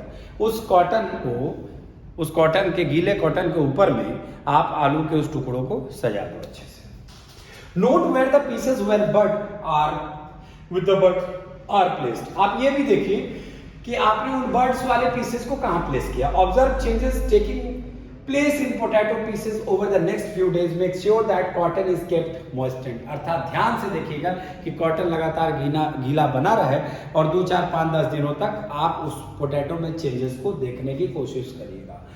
Which are the potato pieces that give rise to fresh green shoots and roots? तो इस चीज का जवाब आपको मिल जाएगा कि जिसमें नॉच और बड थे उसमें से नए प्लांट आपको धीरे धीरे दिखेंगे। गर्मियों के दिनों में आपने देखा होगा आम तो खरीद पाते नहीं होंगे, और अगर गलती से खरीद लेते होंगे तो खाते भी होंगे, और खाते होंगे तो गुठली नहीं खाते होंगे, क्योंकि आपको नहीं, आपके अंदर में एक आम का पेड़ चाहिए। आप अपने आप को इंसान बना। बचपन में आप लोग सुने जामुन खाए, पेट में जामुन फाड़ के निकल आएगा, कान में से जामुन की टहनियाँ होगी, मोहल्ले के बच्चे जो ईंटा मार मार करके आप में से जामुन तोड़ेंगे, आदमी ना हो गया ट्री मैन बना देते थे उसको। तो वही हालत है बच्चों, कभी आदमी गुठली और बीजूज नहीं खाता है। ठीक, क्यों नहीं खाता आपको पता है? क्योंकि वो पेड़ नहीं बनना चाहता, हालांकि ऐसा कुछ होता नहीं। तो अब क्या हुआ कि वो प्लांट, वो आलू कभी कभी हम बड के साथ खा जाते हैं, अंदर चला जाता है, जाहिर सी बात है। कुछ मक्खड़ लोग हैं जो आलू का छिलका तक खाते हैं, कहते हैं बहुत प्रोटीनियस होता है, वो तो ठीक ही है, अच्छा है, फायदा है, कोई चीज़ नहीं छोड़ेंगे। अगर उसमें मिट्टी लगा तो भाई वजन के साथ आया है, माटी पहले फाँक जाओ, आलू बाद में खा लेना, क्योंकि 1 किलो मट्टी भी दिया था 200 ग्राम, ठीक। तो उन लोगों के बीच में जिन लोगों ने पूरा आलू खा लिया है, तो संभावनाएं हैं क्या कि उनके पेट में भी आलू का पेड़ निकला, या डिफिकेशन के वक्त नए नए पौधे निकल जाए सुबह में, ऐसा हो सकता है क्या? डिफिकेशन समझ रहे हैं ना, मतलब अगले दिन जब वो सुबह में फ्रेश हो तो कुछ आलू के पेड़ निकल आए, ऐसा भी हो सकता है क्या? तो नहीं, क्योंकि पेट के अंदर का मीडियम ऐसा है कि उनको गला पचा करके बराबर कर देगा, ठीक है। तो यहाँ नहीं ग्रो होते हैं, उनको मिट्टी चाहिए, बॉडी नहीं, ठीक है। वरना क्या होता है ना कि कुछ लोग ब्लड दे दे करके पेड़ों को बड़ा करते हैं, कहते तो ब्लड से ही बड़ा हो जाएगा, क्या दिक्कत है, खैर। तो similarly bud produced in the notches along with the leaf margin of bryophyllum fall on the soil and develop into new plant. अब बच्चों ये ब्रायोफाइलम का एक आपके सामने में दिख रहा है, एक पत्ता, एक स्ट्रक्चर दिख रहा है। अब यहाँ पर आप देख रही है कि इस पत्ते को जमीन पर छोड़ दिया गया है और इसमें कहीं कहीं वही नॉच और बड्स थे, मिट्टी के कांटेक्ट में है, और धीरे धीरे आप क्या देख रहे हैं कि इनमें से नए प्लांट्स का जन्म आप देख रहे हैं इन पत्तों से, तो ये डेवलप कर गए। तो अब इसमें दो बातें हमारे सामने आई, बातें ये सामने आई कि कुछ प्लांट ऐसे भी हो सकते हैं जो कहीं से भी ग्रो कर जाते हैं, कोई लीफ से ग्रो करते हैं, कोई रूट से ग्रो करते हैं, कोई शूट से ग्रो करते हैं। तो यहाँ पे ब्रायोफाइलम कैसे ग्रो कर रहा है? बड्स से। कैसे? बड्स से। तो यहाँ पे इसके बड्स निकले, कैसे निकले कि जो नॉचेस थे वो मिट्टी के कांटेक्ट में, इनको प्रॉपर न्यूट्रिशन मिला और ये प्लांट बन गया। एक्टिविटी 8.6 में देखिए, select a money plant. Money plant तो सबको पता होगा, आदमी को कुछ पता हो ना हो, लेकिन जिस चीज में मनी लग जाए वो जरूर पता हो, ठीक। तो मनी प्लांट भी है। कुछ लोग कहते हैं कि मनी प्लांट घर में लगाने धन की वृद्धि होती है, कुछ कहते हैं कि मनी प्लांट मुंह में लगा दो तो पूरा जेब भरा रहता है, तो आधा लोग मुंह में बोतल लेके पड़े रहते हैं, कहीं से भी टहनियाँ निकाल देते हैं। विचित्र तरह के आदि मानव टाइप के समाज में लोग जी रहे हैं, कहते हैं रातों रात एक फिटकरी कर देगा करोड़पति। अब फिटकरी लेकर के दुकान पर जो बेच रहा है वो खुद बेचारा कर्जा में डूबा हुआ है, ठीक, ये है ना। शनिवार के दिन किया गया तेल का दान कर देगा शनि माला माल, और खुद जो तेल बेच रहा है उसका तेल निकल चुका है, पता कर लेना। वो बेचारा खुद 100-200 करोड़ के कर्जे में, चाहे वो बिल्कुल हो या कोई हो, खैर। तो ये सब है, थोड़ा सा अंधविश्वासी कम बनना चाहिए। साइंस हम पढ़ रहे हैं तो ये भी चीज़ें बहुत जरूरी है कि हम अपना इंसान है, इंसानियत में रहें तो सब चीज़ ग्रो होता है, फिटकरी और टेंशन ही होता है। अब क्या करना है कि cut some pieces such that they contain at least 1 leaf. Money plant आपको पता है एकदम पूरा ऐसा होता है, ऐसे है ना, बोतल में, मॉडल के लुक में। अब उसको इस तरह से काटो कि हर टहनी में एक पत्ता हो, मतलब जहां से आप उसको कट करें कम से कम एक पत्ता उसमें जरूर हो। अब करना क्या होता है, cut out some other portions between 2 leaves, और 2 पत्तों के बीच का कुछ portion, dip one end of all the pieces in water and observe for next few days. अब जितने टुकड़े हैं सबको वाटर वाले किसी मीडियम में, किसी बर्तन में उसको रख दीजिए, एक एक पार्ट को डिप कर दीजिए, सभी जितने टुकड़े आपने काटे। Which one grows and give rise to fresh leaves and what can you conclude from your observation? तो आप देखेंगे जिसमें पत्ते थे वो ग्रो कर गए और जिसमें पत्ते नहीं थे वो ग्रो। तो ऑब्जर्वेशन आपका यही होगा कि उसमें स्टेम्स नहीं ग्रो करते, उसमें लीफ ग्रो करते, ठीक है। बात समझ रहे हैं ना बच्चों? तो वो चीज है। आइए टिश्यू कल्चर की तरफ चलते हैं, बड़ा पॉपुलर है। In tissue culture, new plants are grown by removing tissue or separating cells from the growing tip of a plant. यानी किसी पौधे में से, कोई ग्रोइंग एरिया में से, किसी पर्टिकुलर प्लांट में से जहाँ पे ग्रो कर रहा है, जहाँ पे नई टहनियाँ निकल रही, नए पत्ते निकल रहे, उस हिस्से को काट लो, काट के निकाल लिया। अब निकालने के बाद these cells are then placed in a artificial medium। एक आर्टिफिशियल मीडियम मतलब कोई एक ऐसा मीडियम बना दीजिए जिसमें उसको वो सारी सुविधाएं दीजिए जिससे कि वो ग्रो कर सके। Where they divide rapidly to form a small group of cells or callus। अर्थात यहाँ पर इन सेल्स को आर्टिफिशियल मीडियम में रख दीजिए ताकि उनके सेल जल्दी से डिवाइड हों और वो अपना एक कैलस बना ले, यानी कि ग्रुप ऑफ सेल्स बना ले। The callus is then transferred to another medium containing hormones for growth and differentiation। अर्थात बच्चों अब जो कैलस आपने पहली मीडियम में बनाया था उसको उठा करके आप दूसरी मीडियम में डालिए, उस मीडियम में जहां पर उसके लिए पहले से हार्मोन और वो बाकी सारी चीजें जरूरी हो जो उसको फर्दर आगे बढ़ने में मदद करें। अब यहाँ पे ये क्या बन गया, plantlets. This plantlets are then placed in the soil so that they can grow into mature plants. Using tissue culture, many plants can be grown from one parent in disease-free condition, and this technique is commonly used for ornamental plants. Ornamental plants का मतलब flowers की बात कर सकते हैं हम लोग अच्छे से, जितने भी अच्छे फ्लावर्स हैं ऑर्नामेंटल ही है। शादी में गजरा गजरा सब बनता है, गाजर का गजरा नहीं होता है, फूलों का होता है, पहले क्लियर कर लीजिएगा, नाम से बहुत कंफ्यूजन है भाई। कुछ लोग बोले कह रहे 4-5 तो गाजर है लटका, तो वही है गजरा।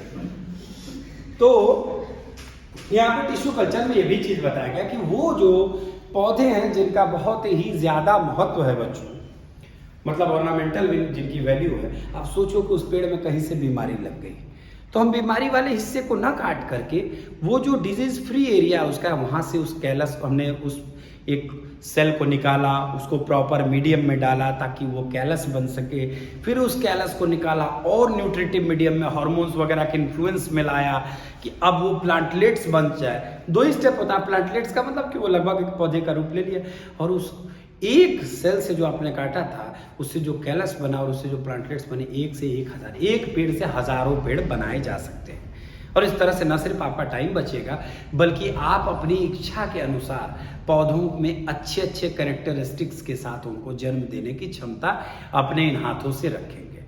ये हुआ scientific method to grow disease free and fully modified and disease, मतलब बिल्कुल ऐसा plant that is as per your expectations, जैसे आपने उम्मीद की थी, तो टिश्यू कल्चर उसको आपकोलेट करता है। Spore formation, even in very many simple multicellular organism specific reproductive parts can be identified. अब बच्चों देखिए यहाँ पे राइजोपस है, राइजोपस में ये देख रहे हैं फुलौड़ी जैसा लगा हुआ, बेसन की पकौड़ी जैसा गोभी का ऊपर में सटा हुआ है इसके ऊपर, तो देख करके पहले ही पहचान में आ जाता है रिप्रोडक्टिव ऑर्गन। तो वही कह रहा है कि कुछ मल्टीसेलुलर ऑर्गेनिज्म में specific parts can be seen, उसको देखा जा सकता है। This the thread like structure that developed on bread पे जो थ्रेड लाइक स्ट्रक्चर एक्टिविटी 8.2 में आया था, above are the hyphae of a bread mould rhizopus, यानी कि इसी तरह से आपने उनको फर्दर उस ब्रेड के माउथ पे ऐसे ग्रो करके आपने देखा था जो एक्टिविटी 8.2 किया था। They are not reproductive part. On the other hand, the tiny blob on a stick structure are involved in reproduction. but ये सबसे कोई मतलब नहीं था, ये जितने भी एरिया थे यहाँ पर ब्लॉब लाइक जो स्ट्रक्चर था, ये इसमें बहुत सारे स्पोर्स थे। द ब्लोब्स आर स्पोरेंजिया, इसको हम लोग स्पोरेंजिया कहते हैं, और इसके अंदर में सेल्स या स्पोर्स होते हैं जो नए राइजोपस इंडिविजुअल को जन्म देने की क्षमता रखते हैं। यानी कुल मिलाकर के एक्टिविटी 8.2 में आपने ब्रेड के ऊपर में आपने इसको डेवलप होते हुए देखा था, और आपने ये भी देखा था कि इस तरह का कुछ स्ट्रक्चर आपके सामने आया था। तो ये सब हिस्से रिप्रोडक्शन के लिए जिम्मेदार नहीं थे, रिप्रोडक्शन के लिए हिस्से जिम्मेदार नहीं थे। इन पे ब्लॉब लाइक के जो स्ट्रक्चर था इसको कहा गया स्पोरेंजिया, और जब स्पोरेंजिया बर्स्ट होता था तो इसके अंदर में बहुत सारे स्पोर्स होते थे, और वो स्पोर्स कैपेबल थे एक नए राइजोपस को जन्म देने के लिए, वो सक्षम थे। The spores are covered by thick walls that protect them until they come into contact with another moist surface and can begin to grow. इनके ऊपर में एक टफ कवरिंग थी बच्चों, ऐसे नहीं था कि आए तुरंत फट करके नए बच्चे निकल गए उसमें से, उनको कंडीशन चाहिए था, जैसे हमें भी एक निश्चित कंडीशन चाहिए। जब तक ओवम स्पर्म में मीट नहीं करेगा, एक प्रॉपर कंडीशन नहीं होगा, तब तक वो बच्चा नहीं रुकेगा, नहीं तो मिसकैरेज हो जाएगा। ये होता है, हम लोग इसको फर्दर ह्यूमंस में ये सब बातें करेंगे, फिलहाल इंट्रोडक्टरी पार्ट है। तो यहाँ पर ये देखिए, यानी कि ये तब तक इसको प्रोटेक्ट रखेंगे जब तक ये किसी मॉइस्ट एरिया मिट्टी विट्टी के कांटेक्ट में ना आ जाए, और जब किसी मॉइस्ट सरफेस के कांटेक्ट में आएगा तो ऑटोमेटिकली इसका जो स्पोरेंजियम होगा वो ब्लास्ट करेगा, उसमें से स्पोर्स निकलेंगे और वो नए राइजोपस को जन्म देंगे। तो ओवरऑल फ्रेंड्स, आज हम लोगों ने बेसिकली जो हम लोगों ने इस टॉपिक को किया, इसमें हम लोगों का मूल मकसद था कि हम लोग एसेक्सुअल रिप्रोडक्शन के विभिन्न हिस्सों को बारीकी से समझें।